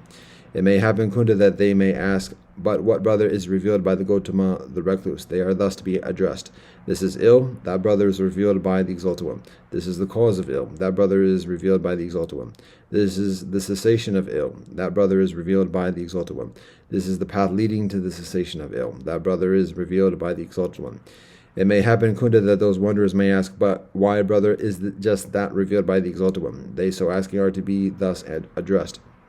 Because that brother is fraught with benevolence, that belongs to the Dharma, that is fundamental to religion, and conduces to absolute unworldliness, to passionless, to cessation of ill, to peace, to insight, to enlightenment, to nibbana. Therefore is it revealed by the Exalted One. Those comments on views concerning the beginning of things, Kunda, which have been revealed by me to you, even as they should be revealed, as they should not be revealed, shall I thus reveal them unto you? And those comments on views concerning the end or the beginning of things, which have been revealed by me to you, even as they should be revealed, as they should not be revealed, shall I thus reveal them unto you? There are, Kunda, some recluses and Brahmas who believe and profess one or another of the following views, saying this alone is true, and any other opinion is absurd. The soul and the world are eternal, the soul and the world are not eternal, the soul and the world are neither, the soul and the world are both, the soul and the world are self-made, the soul and the world are made by another, the soul and the world are both self-made and made by another, the soul and the world are neither, having come into being fortuitously, or they believe and profess one or other of these same views concerning pleasure and pain. Now, Kunda, to those recluses and Brahmas who believe and profess any one of these views, I go and say thus, is this so, friend? And if they reply, yes, this alone is true, any other view is absurd. I do not admit their claim. Why is this? Because persons hold different opinions on such questions, nor do I consider this or that view on a level with my own, let alone higher. 'Tis I who am higher, that is, with regard to exposition. And thus I say regarding each of these opinions aforesaid, concerning all these comments concerning the beginning of things, I have revealed to you what should be revealed. Shall I then reveal to you what should not be revealed? And what, Okunda, are the comments concerning the things after this life, both which should be revealed and which should not be revealed?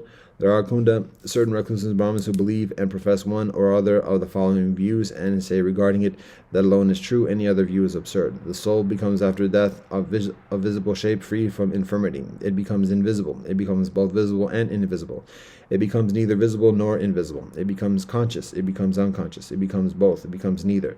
The soul is abolished, destroyed. It does not come to be after death. Now, Kunda, to those recluses and Brahmas who believe and profess in any one of these views, I go and say as before, is this even as you say, friend? And if they reply, yes, this alone is true, any other view is absurd. I do not admit that, and why is this? because persons hold different views on such questions, nor do I consider this or that view on a level with mine own, let alone higher. 'Tis I who am higher, that is, with regard to exposition. And thus I say regarding all those opinions aforesaid, concerning all these comments, concerning the things after this life, I have revealed to you what should be revealed. Shall I then reveal to you what should not be revealed? For the expunging of all these comments on opinions concerning the beginning and the hereafter of things, and for getting beyond them, Kunda, I have taught and laid down the 4 onsets of mindfulness. What are the 4? Herein let a brother as to the body continue so to look upon the body, that he remains ardent, self-possessed, and mindful, that he may overcome both the hankering and the dejection common in the world. Herein let a brother as to feeling continue so to look upon the feelings, that he remains ardent, self-possessed, and mindful, that he may overcome both the hankering and the dejection common in the world. Herein let a brother as to thought continue so to look upon the thoughts, that he remains ardent, self-possessed, and mindful, that he may overcome both the hankering and the dejection common in the world. Herein let a brother as to ideas continue so to look upon ideas, that he remains ardent, self-possessed, and mindful, that he may overcome both the hankering and the dejection common in the world. These have I taught and laid down for the expunging of and the getting beyond all those comments on opinions. Now at that time the Venerable Pavana was standing behind the Exalted One, fanning him. Thereupon he said to the Exalted One, "Wonderfully, Master, and marvelously delectable is this exposition of the Dharma. Exceedingly great is the charm thereof. How, Master, is this exposition named?" Well then, Upavana bear it in mind as the delectable discourse. Thus spake the Exalted One, and pleased and delighted was the Venerable Upavana at his words.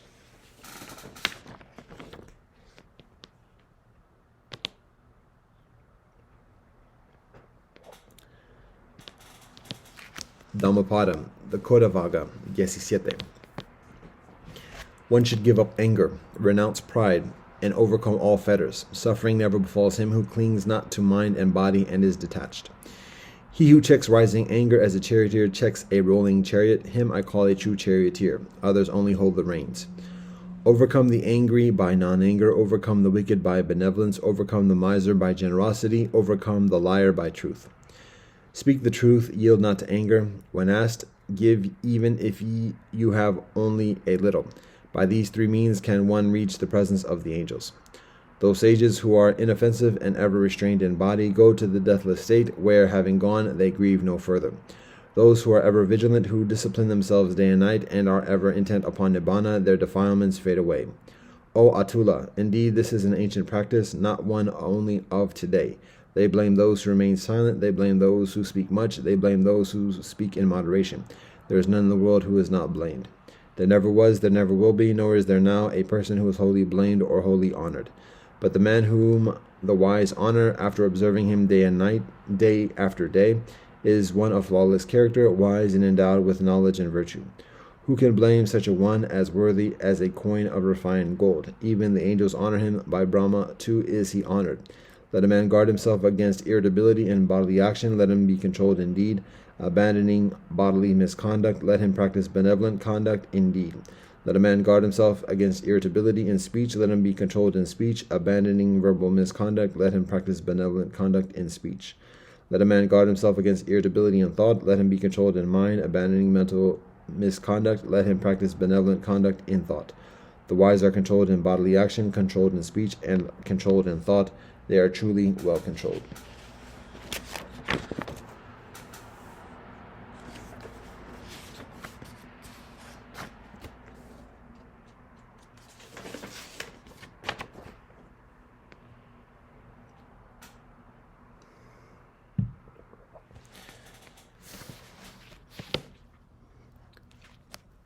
Gospels, John 19:21.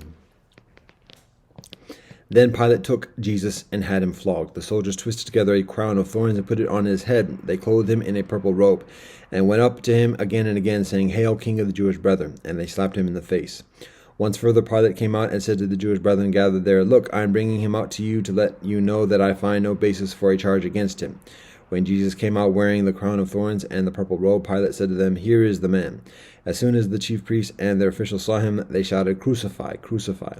But Pilate answered, "You take him and crucify him. As for me, I find no basis for a charge against him."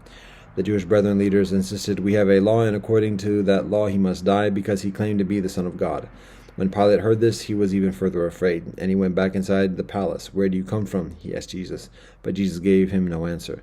"Do you refuse to speak to me?" Pilate said. "Don't you understand I have power either to free you or to crucify you?" Jesus answered, "You have no power over me if it were not given to you from above. Therefore, the one who handed me over to you is guilty of a greater sin." From then on, Pilate tried to set Jesus free, but the Jewish brethren leaders kept shouting, "If you let this man go, you are no friend of Caesar. Anyone who claims to be a king opposes Caesar."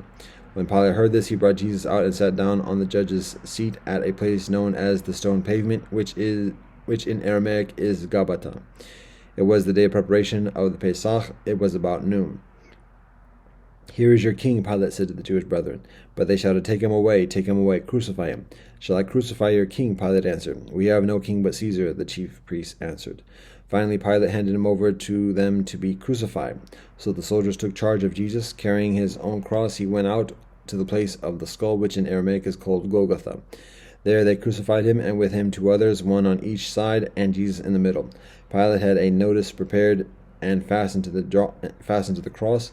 It read, "Jesus of Nazareth, the King of the Jewish brethren." Many of the Jewish brethren read the sign, for the place where Jesus was crucified was near the city, and the sign was written in Aramaic, Latin, and Greek. The chief priests of the Jewish brethren protested to Pilate, "Do not write the King of the Jewish brethren, but that this man claimed to be the King of the Jewish brethren." Pilate answered, "What I have written, I have written." When the soldiers crucified Jesus, they took his clothes, dividing them into 4 shares, one for each of them, with the undergarment remaining. This garment was seamless, woven in one portion from top to bottom. "Let's not tear it," they said to one another. "Let's decide by lot who will get it." This happened that the scripture might be fulfilled that said, "They divided my clothes amongst them and cast lots for my garment." So this is what the soldiers did. Near the cross of Jesus stood his mother, sister, Mary the wife of Clopas, and Mary Magdalene. When Jesus saw his mother there and the disciple whom he loved standing nearby, he said to her, "Woman, here is your son." And to the disciple, "Here is your mother." From that time on, the disciple took her into his home. Later, knowing that everything had now been finished, and so that scripture would be fulfilled, Jesus said, "I am thirsty." A jar of wine vinegar was there, so they soaked a sponge in it and put the sponge on a stalk of the hyssop plant and lifted it to Jesus' lips. When he had received the drink, Jesus said, "It is finished." With that, he bowed his head and gave up his spirit. Now was the day of preparation, and the next day was to be a special Shabbat. Because the Jewish brethren leaders did not want the bodies left on the cross during the Shabbat, they asked Pilate to have the legs broken and the bodies taken down.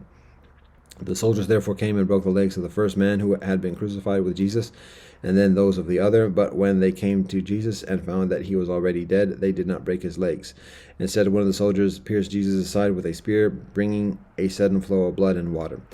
The man who saw it has given testimony, and his testimony is true. He knows that he tells the truth, and he testifies so that you also may believe. These things happened so that the scripture would be fulfilled. Not one of his bones will be broken. And as another scripture says, they will look on the one they have pierced.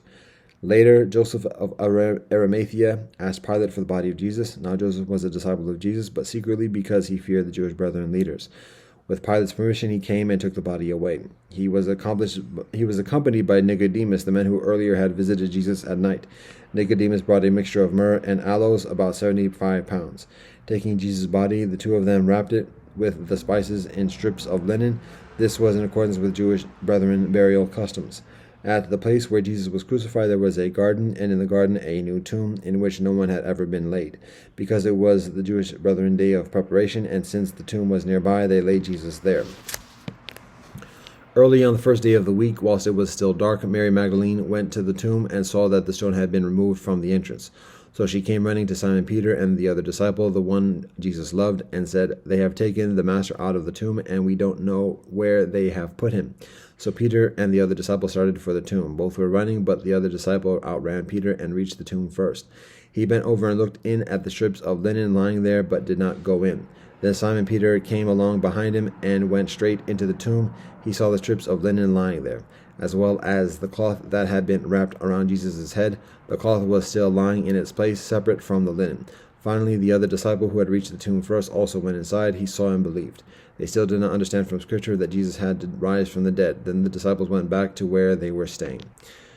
Now Mary stood outside the tomb crying. As she wept, she bent over to look into the tomb, and saw 2 angels in white seated where Jesus' body had been, one at the head and the other at the foot. They asked her, "Woman, why are you crying?"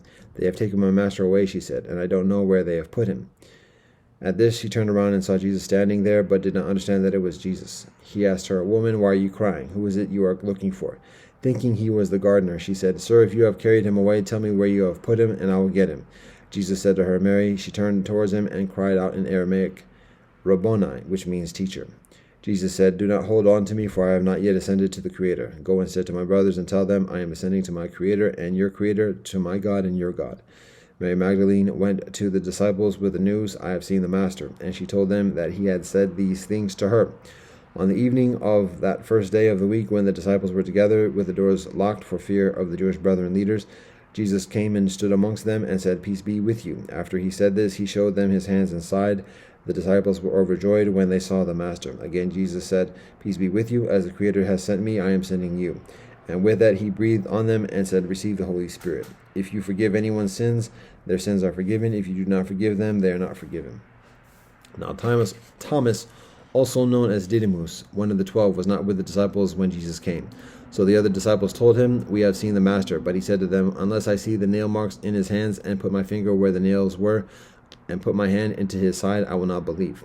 A week later his disciples were in the house again, and Thomas was with them. Though the doors were locked, Jesus came and stood amongst them and said, "Peace be with you." Then he said to Thomas, "Put your finger here. See my hands. Reach out your hand and put it into my side. Stop doubting and believe." Thomas said to him, "My Master and my God." Then Jesus told him, "Because you have seen me, you have believed. Blessed are those who have not seen and yet have believed." Jesus performed many other signs in the presence of his disciples, which are not recorded in this book. But these are written that you may believe that Jesus is the Messiah, the Son of God, and that by believing you may have life in his name. Afterwards, Jesus appeared again to his disciples by the Sea of Galilee. It happened this way. Simon Peter, Thomas, also known as Didymus, Nathanael from Cana in Galilee, the sons of Zebedee, and 2 other disciples were together. "I'm going out to fish," Simon Peter told them, and they said, "We'll go with you." So they went out and got into the boat, but that night they caught nothing. Early in the matin, Jesus stood on the shore, but the disciples did not understand that it was Jesus. He called out to them, "Friends, have you any fish?" "No," they answered. He said, "Throw your net on the right side of the boat, and you will find some." When they did, they were unable to haul the net in because of the large number of fish. Then the disciple whom Jesus loved said to Peter, "It is the Master." As soon as Simon Peter heard him say, "It is the Master," he wrapped his outer garment around him, for he had taken it off, and jumped into the water. The other disciples followed in the boat, towing the net full of fish, for they were not distant from shore, about 100 yards. When they landed, they saw a fire of burning coals there with fish on it and some bread. Jesus said to them, "Bring some of the fish you have just caught." So Simon Peter climbed back in the boat and dragged the net ashore. It was full of large fish, 153, but even with so many, the net was not torn. Jesus said to them, "Come and have breakfast." None of the disciples dared ask him, "Who are you?" They knew it was the Master. Jesus came, took the bread, and gave it to them, and did the same with the fish. This was now the 3rd time Jesus appeared to his disciples after he was raised from the dead. When they had finished eating, Jesus said to Simon Peter, "Simon, son of John, do you love me further than these?" "Yes, Master," he said, "you know that I love you." Jesus said, "Feed my lambs." Again, Jesus said, "Simon, son of John, do you love me?" He answered, "Yes, Master, you know that I love you." Jesus said, "Take care of my sheep." The 3rd time he said to him, "Simon, son of John, do you love me?" Peter was hurt because Jesus asked him the 3rd time, "Do you love me?" He said, "Master, you know all things. You know that I love you." Jesus said, "Feed my sheep." "Very truly I tell you, when you were younger, you dressed yourself and went where you wanted, but when you are old, you will stretch out your hands, and someone else will dress you and lead you where you do not want to go." Jesus said this to indicate the kind of death by which Peter would glorify God. Then he said to him, "Follow me." Peter turned and saw that the disciple whom Jesus loved was following them. This was the one who had leaned back against Jesus at the supper and had said, "Master, who is going to betray you?" When Peter saw him, he asked, "Master, what about him?" Jesus answered, "If I want him to remain alive until I return, what is that to you? You must follow me." Because of this, the rumor spread amongst the believers that this disciple would not die. But Jesus did not say that he would not die. He only said, "If I want him to remain alive until I return, what is that to you?" This is the disciple who testifies to these things and who wrote them down. We know that his testimony is true. Jesus did many other things as well. If every one of them were written down, I suppose that even the whole world would not have room for the books that would be written.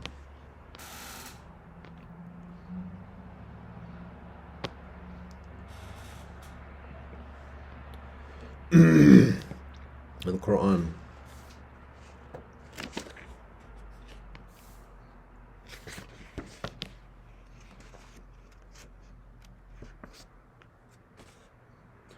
Surah Al-Munafiqun.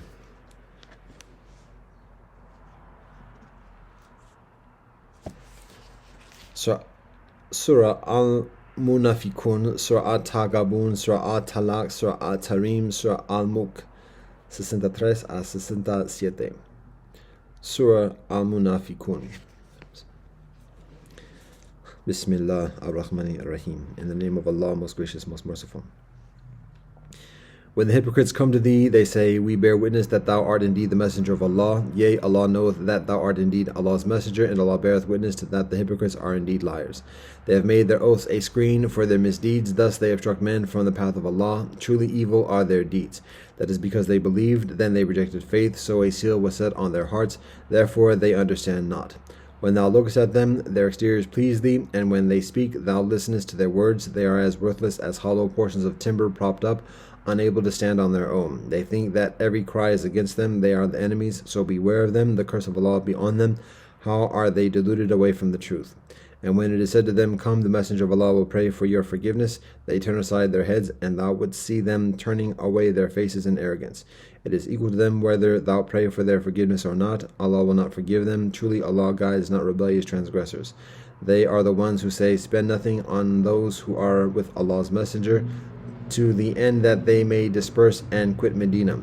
But to Allah belong the treasures of the heavens and the earth, but the hypocrites understand not.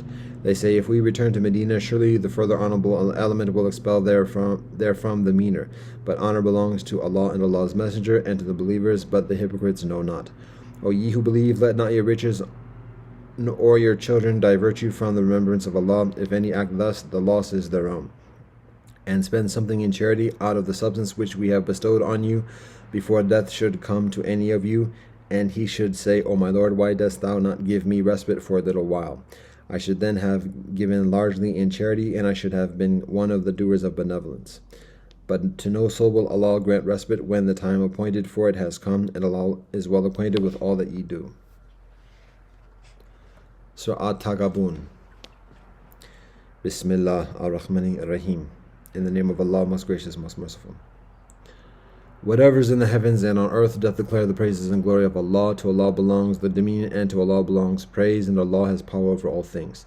It is Allah who has created you, and of you are some that are unbelievers and some that are believers, and Allah sees well all that ye do. Allah has created the heavens and the earth in just proportions, and has given you shape and made your shapes beautiful, and to Allah is the final goal. Allah knows what is in the heavens and on earth, and Allah knows what ye conceal and what ye reveal. Yea, Allah knows well the secrets of all hearts. Has not the story reached you of those who rejected faith aforetime? So they tasted the evil result of their conduct, and they had a grievous penalty. That was because there came to them apostles with clear signs, but they said, shall mere human beings direct us? So they rejected the message and turned away. But Allah can do without them, and Allah is free of all needs, worthy of all praise. The unbelievers think that they will not be raised up for judgment. Say, yea, by my Lord, ye shall surely be raised up. Then shall ye be told the truth of all that ye did, and that is easy for Allah. Believe therefore in Allah and Allah's messenger, and in the light which we have sent down, and Allah is well acquainted with all that ye do. The day that Allah assembles you all for a day of assembly, that will be a day of mutual loss and gain amongst you, and those who believe in Allah and work righteousness, Allah will remove from them their ills, and Allah will admit them to gardens beneath which rivers flow, to dwell therein forever. That will be the supreme achievement. But those who reject faith and treat our signs as falsehoods, they will be companions of the fire, to dwell therein for aye, and evil is that goal. No kind of calamity can occur except by the leave of Allah, and if anyone believes in Allah, Allah guides his heart aright, for Allah knows all things. So obey Allah and obey Allah's messenger, but if ye turn back, the duty of our messenger is but to proclaim the message clearly and openly. Allah, there is none other deity but Allah, and on Allah therefore let the believers put their trust. O ye who believe, truly amongst your wives and your children are some that are enemies to yourselves, so beware of them. But if ye forgive and overlook and cover up their faults, verily Allah is all-forgiving, most merciful. Your riches and your children may be but a trial, but in the presence of Allah is the highest reward. So fear Allah as much as ye can, listen and obey, and spend in charity for the benefit of your own soul, and those saved from the covetousness of their own souls, they are the ones that achieve prosperity. If ye loan to Allah a beautiful loan, Allah will double it to your credit, and Allah will grant you forgiveness, for Allah is most ready to appreciate service, most forbearing. Knower of what is open, exalted in might, full of wisdom.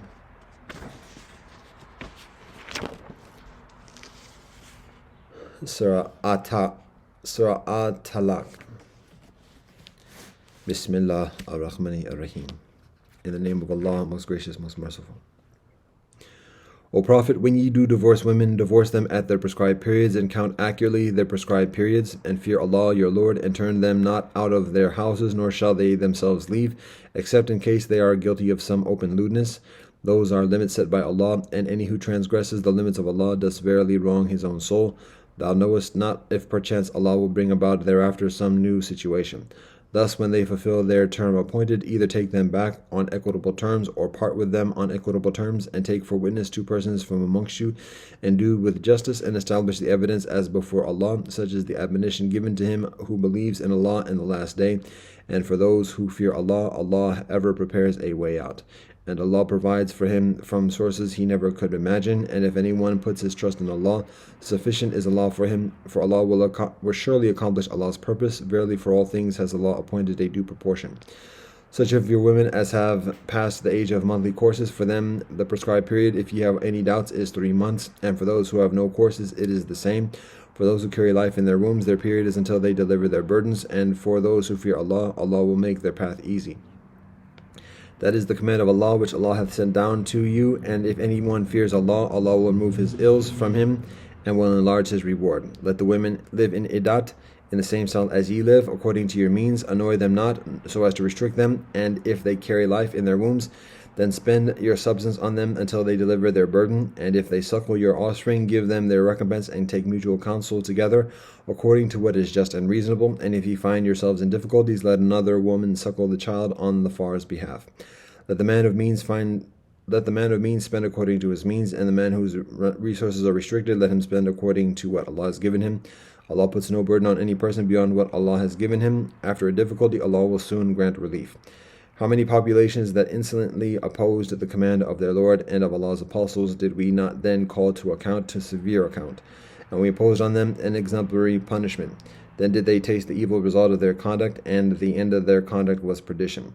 Allah has prepared for them a severe punishment in the hereafter. Therefore fear Allah, O ye men of understanding, who have believed, for Allah hath indeed sent down to you a messenger who rehearses to you the signs of Allah, containing clear explanations, that he may lead forth those who believe and do righteous deeds from the depths of darkness into light.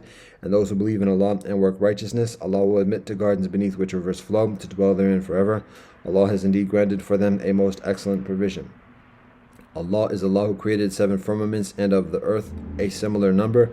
Through the midst of them all descends Allah's command, that ye may know that Allah has power over all things, and that Allah comprehends all things in Allah's knowledge.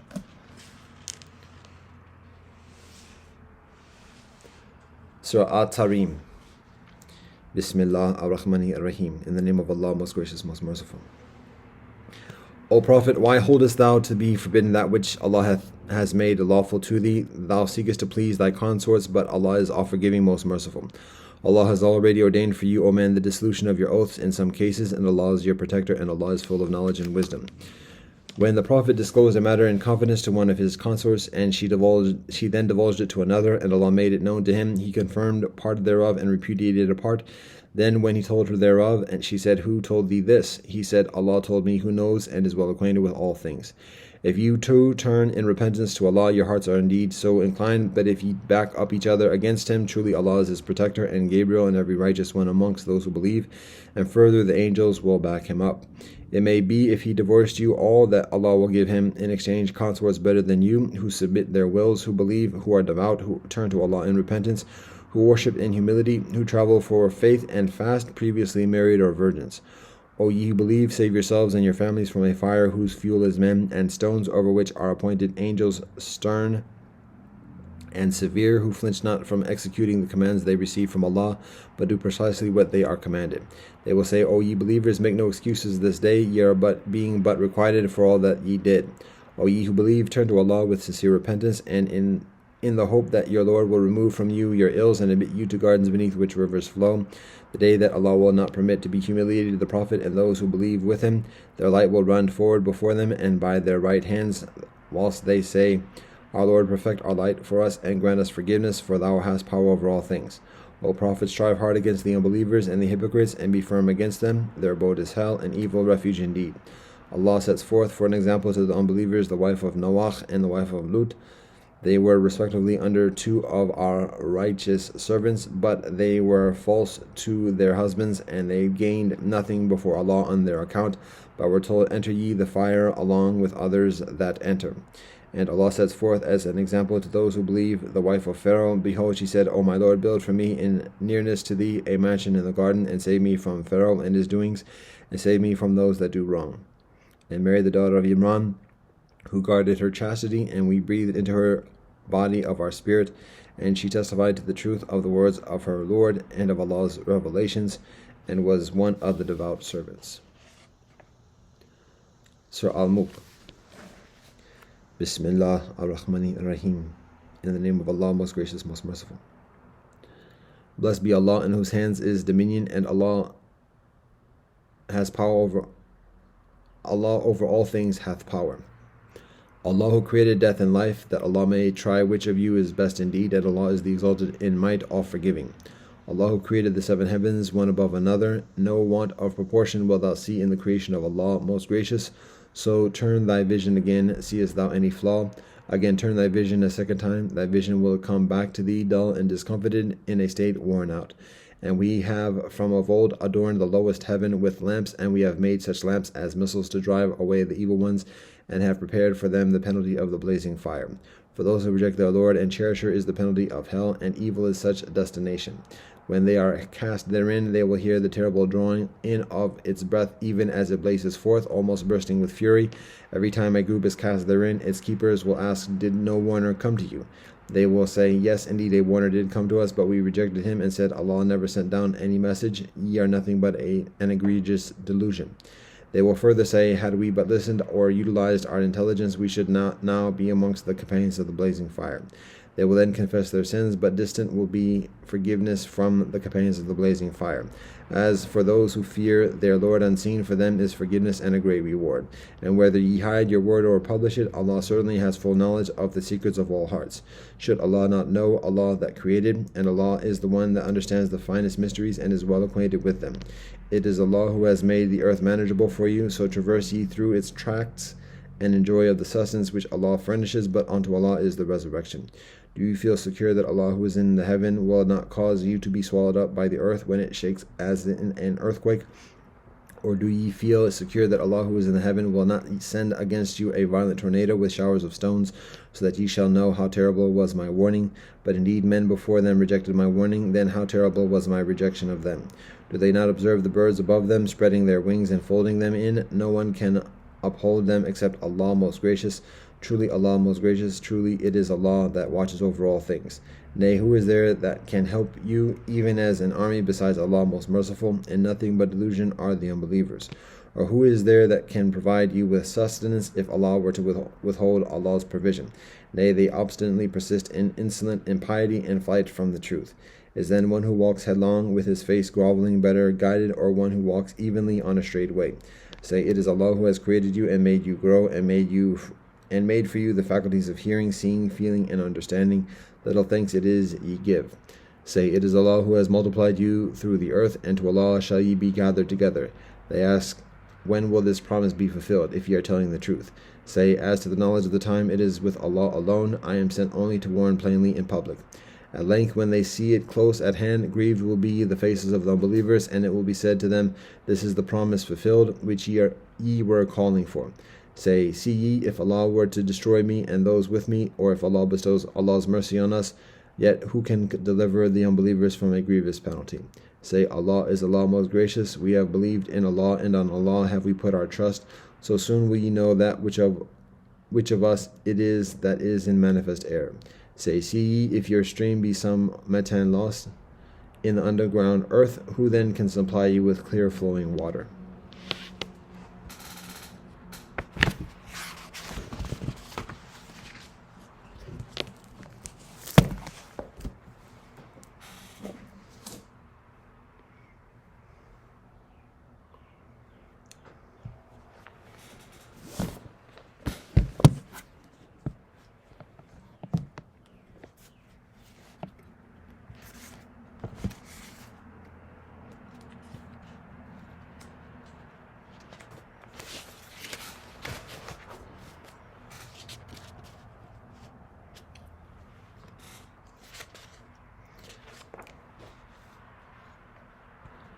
Declaration towards a Global Ethic, Parliament of the World's Religions.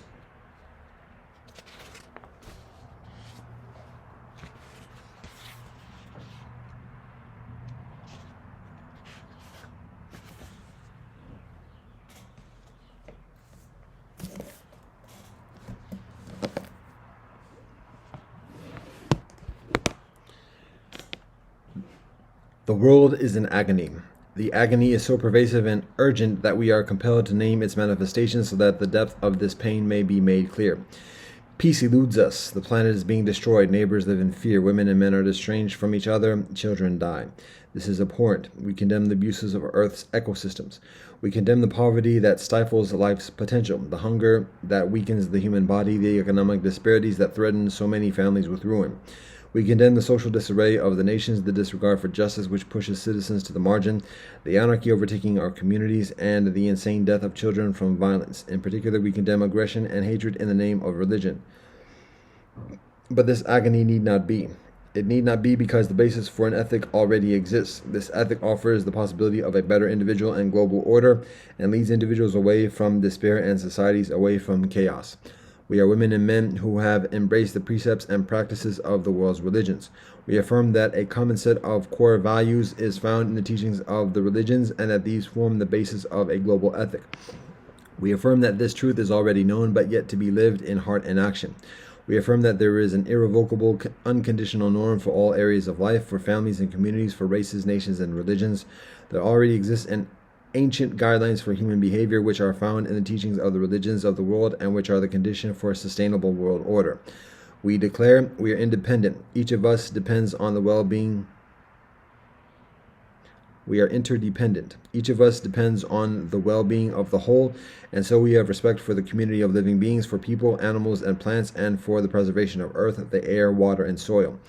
We take individual responsibility for all we do. All our decisions, actions, and failures to act have consequences. We must treat others as we wish others to treat us. We make a commitment to respect life and dignity, individuality, and diversity so that every person is treated humanely, without exception. We must have patience and acceptance. We must be able to forgive, learning from the past, but never allowing ourselves to be enslaved by memories of hate.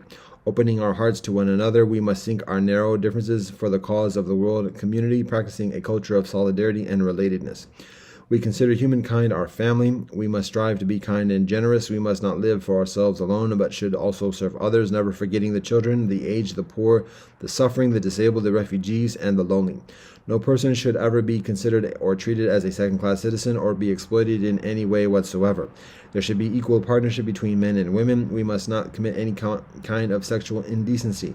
We must put behind us all forms of domination or abuse. We must commit ourselves to a culture of nonviolence, respect, justice, and peace.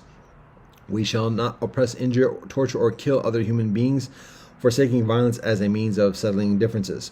We must strive for a just social and economic order in which everyone has an equal chance to reach full potential as a human being. We must speak and act truthfully and with compassion, dealing fairly with all and avoiding prejudice and hatred. We must not steal. We must move beyond the dominance of greed for power, prestige, money, and consumption to make a just and peaceful world. Earth cannot be changed for the better unless the consciousness of individuals is changed first. We pledge to increase our awareness by disciplining our minds, by meditation, by prayer, or by positive thinking. Without risk and a readiness to offer, there can be no fundamental change in our situation.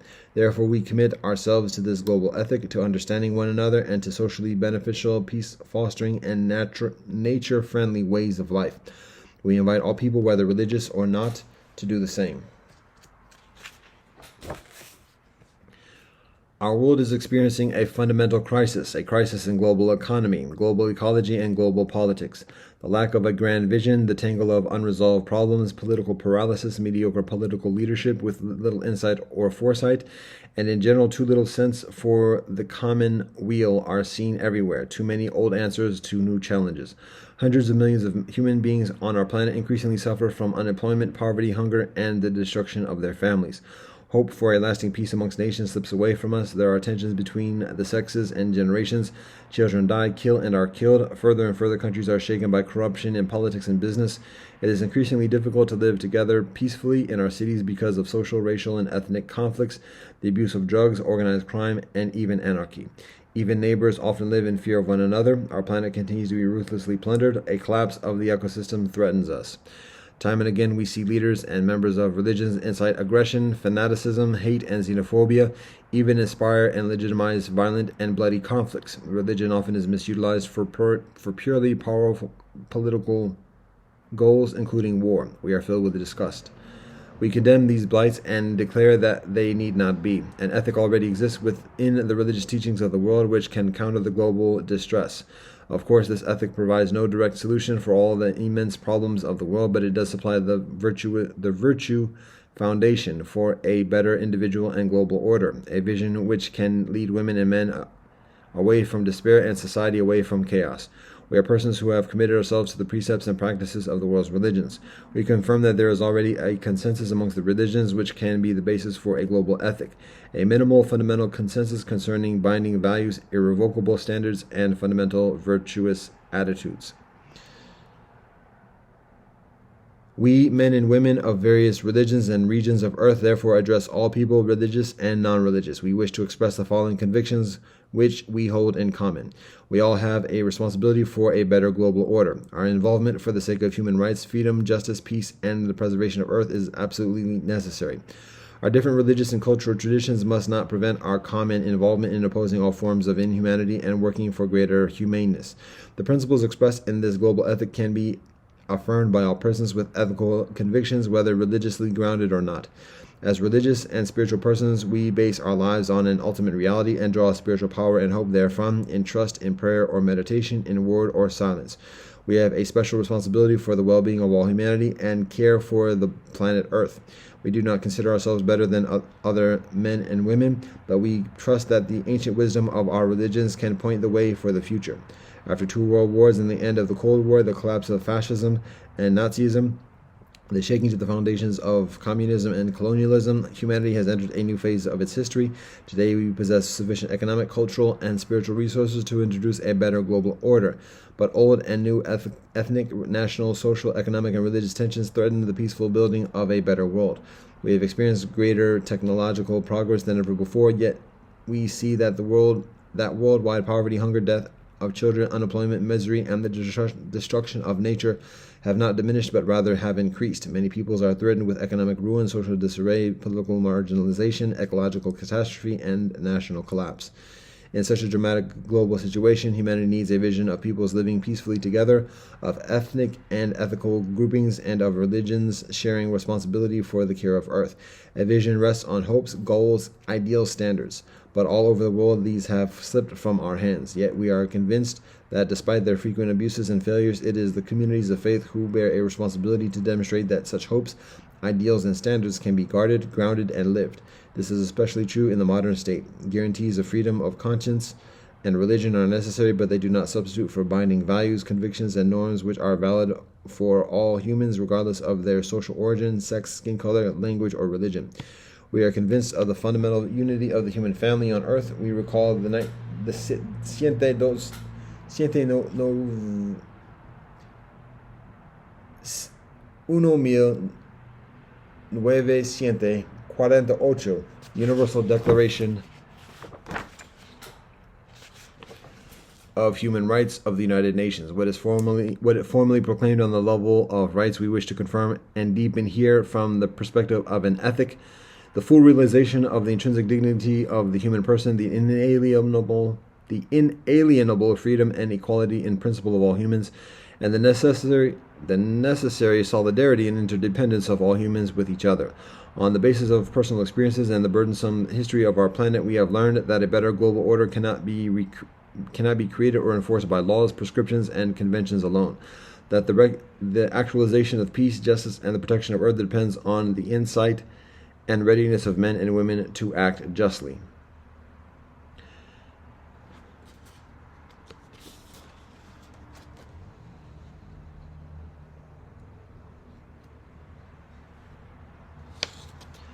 That action in favor of rights and freedoms presumes a consciousness of responsibility and duty, and that therefore both the minds and hearts of women and men must be addressed.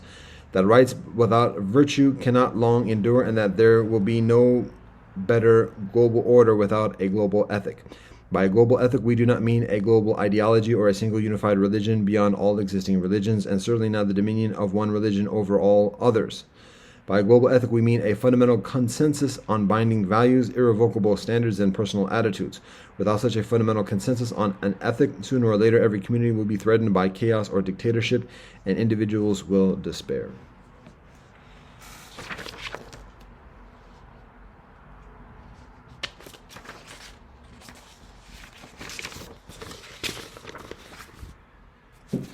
We are all fallible, imperfect men and women with limitations and defects. We know the actuality of evil. Precisely because of this, we feel compelled, for the sake of global well-being, to express what the fundamental elements of a global ethic should be, for individuals as well as for communities and organizations, for states as well as for the religions themselves. We trust that our often millennia-old religious and ethical traditions provide an ethic which is convincing and practicable for all men and women of benevolent will, religious and non-religious. At the same time, we know that our various religious and ethical traditions often offer very different bases for what is helpful and what is unhelpful for men and women, what is right and what is wrong, what is benevolent and what is evil. We do not wish to gloss over or ignore the serious differences amongst the individual religions. However, they should not hinder us from proclaiming publicly those things which we already hold in common and which we jointly affirm, each on the basis of our own religious or ethical grounds. We know that religions cannot solve the environmental, economic, political, and social problems of Earth. However, they can provide what obviously cannot be attained by economic plans, political programs, or legal regulations alone: a change in the inner orientation, the whole mentality, the hearts of people, and a conversion from a false path to a new orientation for life.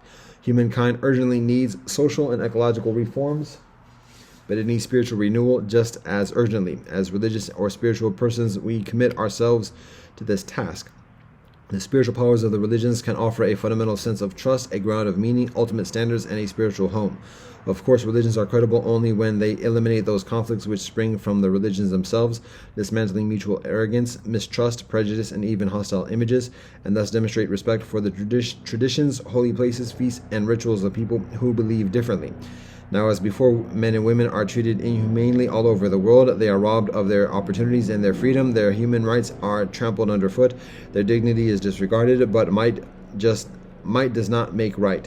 In the face of all inhumanity, our religious and ethical convictions demand that every human being must be treated humanely.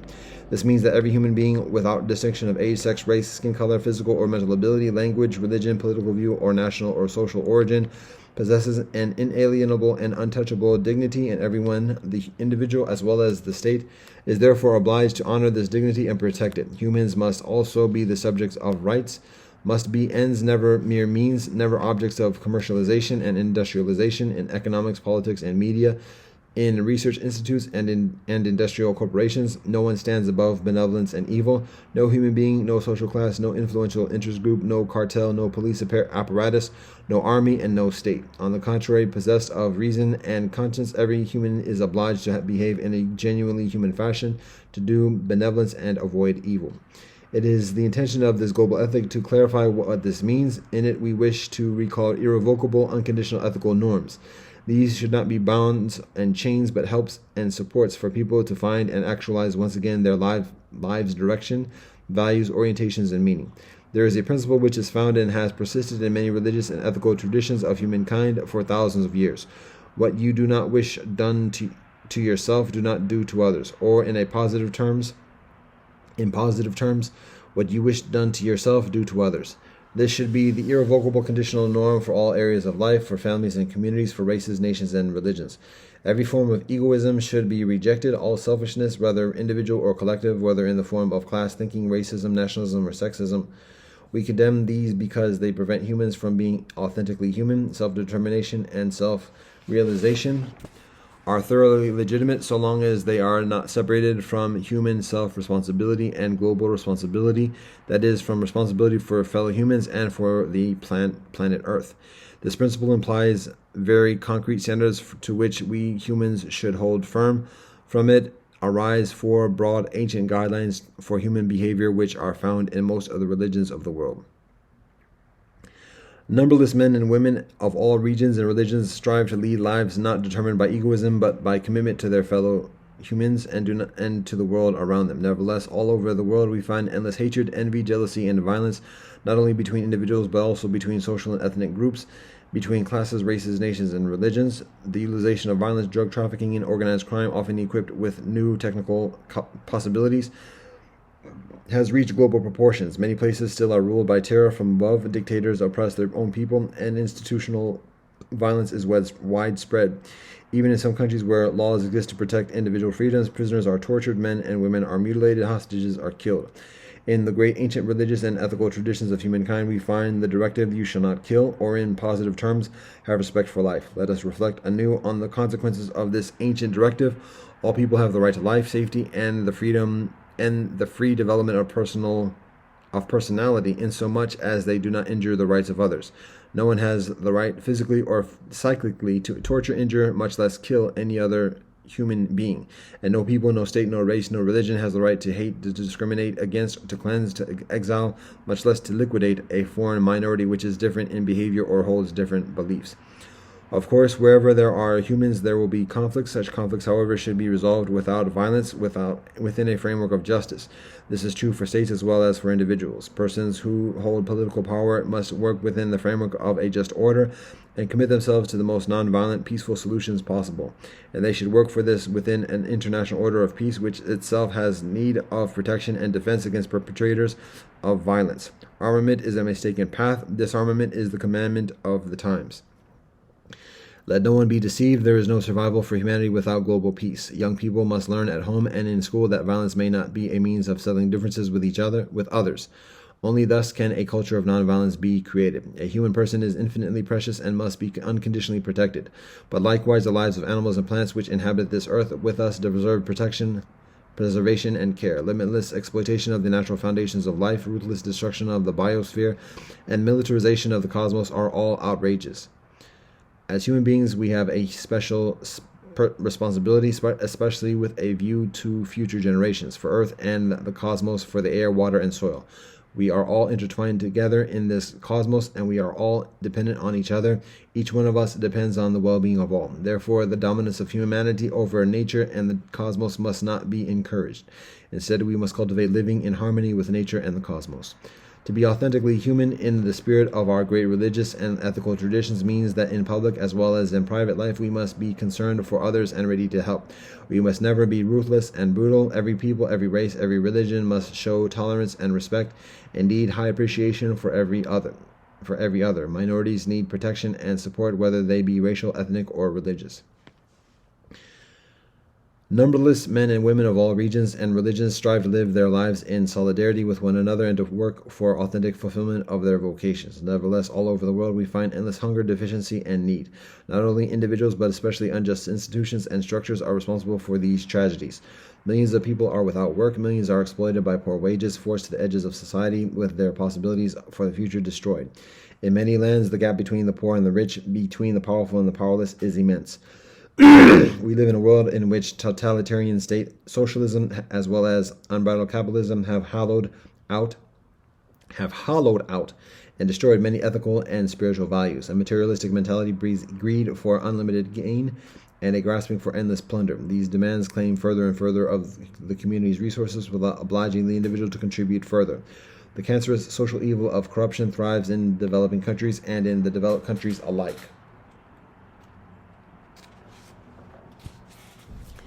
In the great ancient religious and ethical traditions of humankind, we find the directive, "You shall not steal," or in positive terms, "Deal honestly and fairly." Let us reflect anew on the consequences of this ancient directive. No one has the right to rob or dispossess in any way whatsoever any other person or the commonwealth or the commonweal. Further, no one has the right to utilize his or her possessions without concern for the needs of society and earth.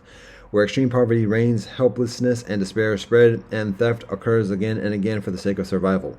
Where power and wealth are accumulated ruthlessly, feelings of envy, resentment, and deadly hatred and rebellion inevitably well up in the disadvantaged and marginalized.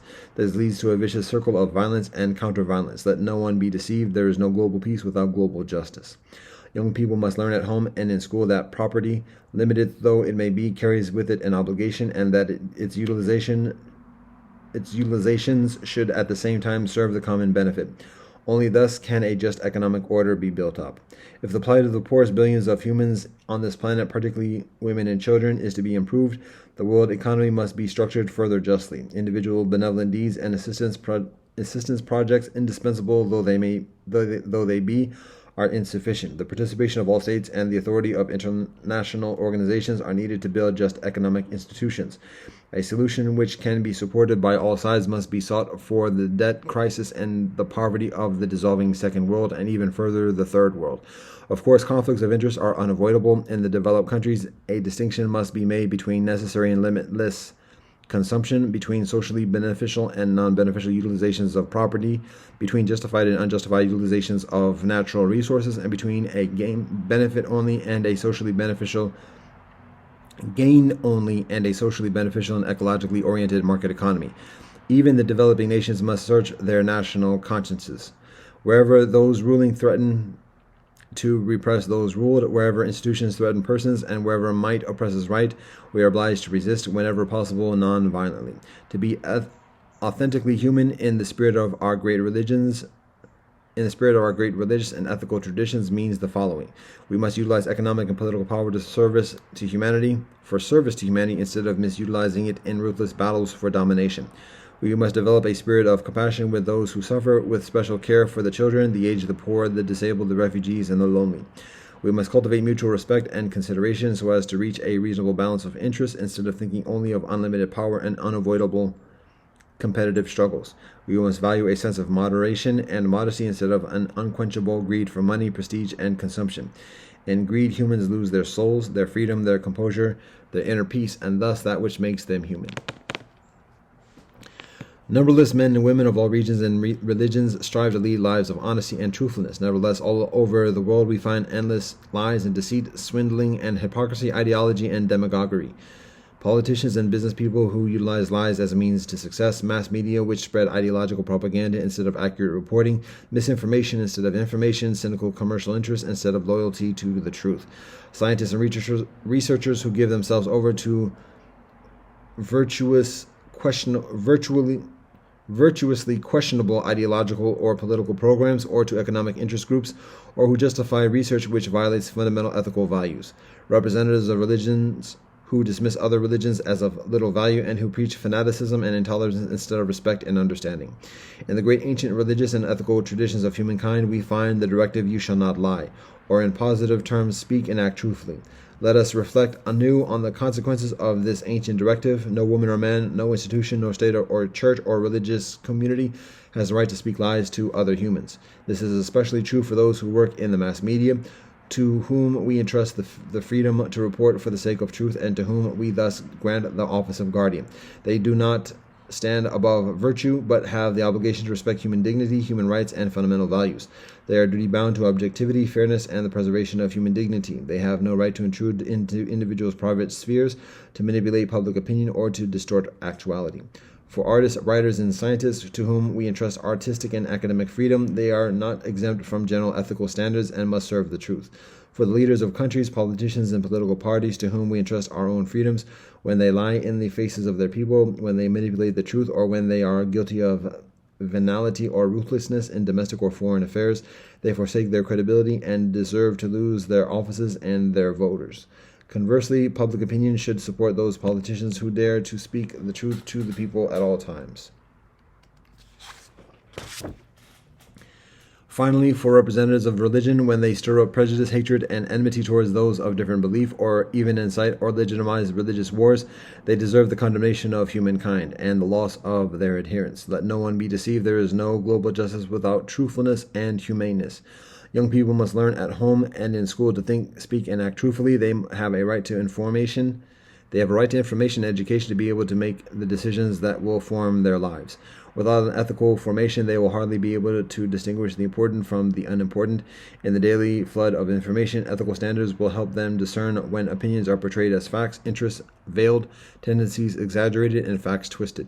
To be authentically human in the spirit of our great religious and ethical traditions means the following. We must not confuse freedom with arbitrariness or pluralism with indifference to truth.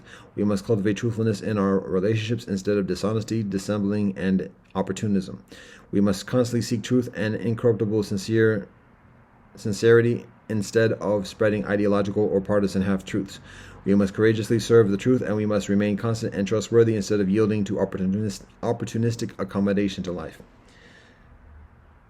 Numberless men and women of all regions and religions strive to live their lives in a spirit of partnership and responsible action in the areas of love, sexuality, and family. Nevertheless, all over the world, there are condemnable forms of patriarchy, domination of one sex over the other, exploitation of women, sexual misuse of children, and forced prostitution. Too frequently, social iniquities force women and even children into prostitution as a means of survival, particularly in less developed countries.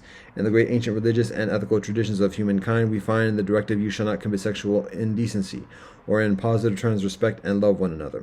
Let us reflect anew on the consequences of this ancient directive. No one has the right to degrade others to mere sex objects, to lead them into or hold them in sexual dependency.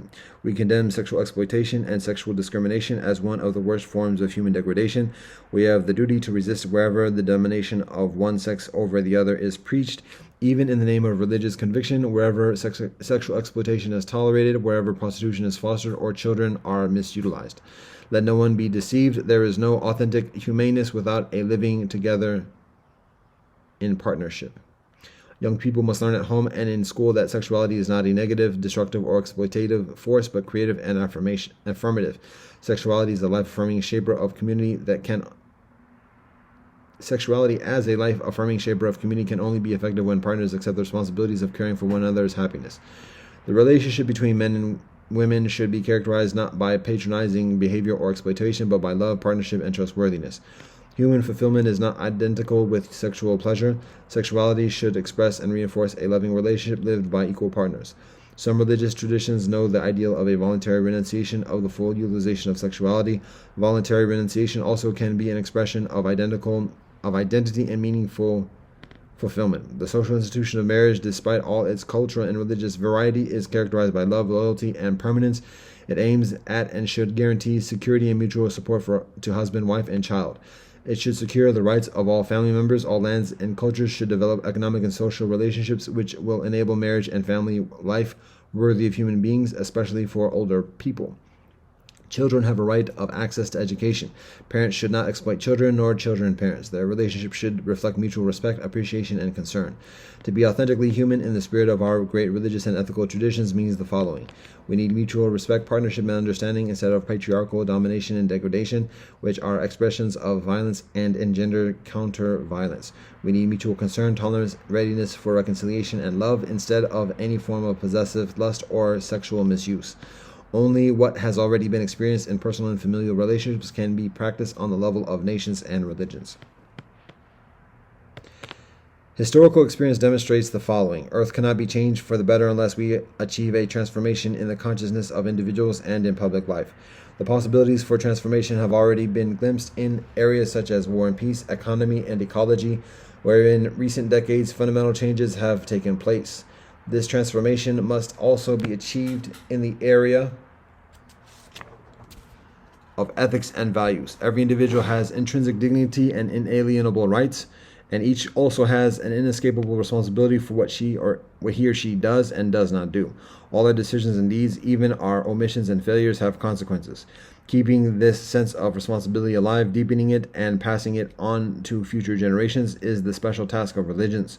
We are actualistic about what we have achieved in this consensus, and so we urge that the following be observed. A universal consensus on many disputed ethical questions, from bio and sexual ethics through mass media and scientific ethics to economic and political ethics, will be difficult to attain. Nevertheless, even for many controversial questions, suitable solutions should be attainable in the spirit of the fundamental principles we have jointly developed here. In many areas of life, a new consciousness of ethical responsibility has already arisen. Therefore, we would be pleased if as many professions as possible, such as those of physicians, scientists, business people, journalists, and politicians, would develop up-to-date codes of ethics which would provide specific guidelines for the vexing questions of these particular professions. Above all, we urge the various communities of faith to formulate their very specific ethics. What does each faith tradition have to say, for example, about the meaning of life and death, the enduring of suffering and the forgiveness of guilt, about selfless sacrifice and the necessity of renunciation, about compassion and joy? These will deepen and make further specific the already discernible global ethic. In conclusion, we appeal to all the inhabitants of this planet, Earth cannot be changed for the better unless the consciousness of individuals is changed. We pledge to work for such transformation in individual and collective consciousness, for the awakening of our spiritual powers through reflection, meditation, prayer, or positive thinking, for a conversion of the heart. Together we can move mountains. Without a willingness to take risks and a readiness to offer, there can be no fundamental change in our situation. Therefore, we commit ourselves to a common global ethic, to better mutual understanding, as well as to socially beneficial, peace-fostering, and earth-friendly ways of life. We invite all men and women, whether religious or not, to do the same.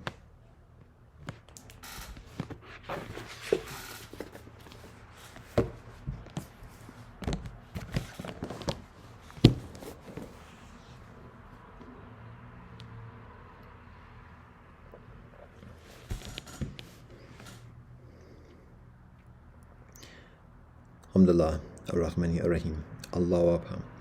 Dao ke dao fe chong dao min ke min fe chong min ja Rastafari. Deus nos daqui essential da Santa Fakita no Matum, Vaheguru Sanam. Baruch ata Elohim Eloheinu melech haolam asher kasanu b'mitzvot v'tzivanu supervise for. Amen. Baruch ata Elohim Eloheinu melech haolam barei priyagafem. Amen.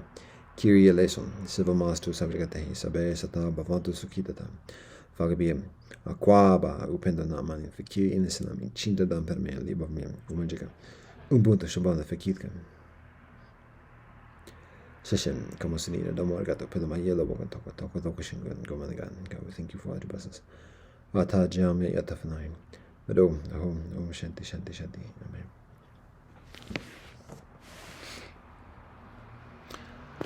Respect and honor to His Majesty Haile Selassie. Respect and honor to Her Majesty Waizaramanim. All thanks and praise to the Most High Elohim. Blessed love and peace in Rastafari. Jah.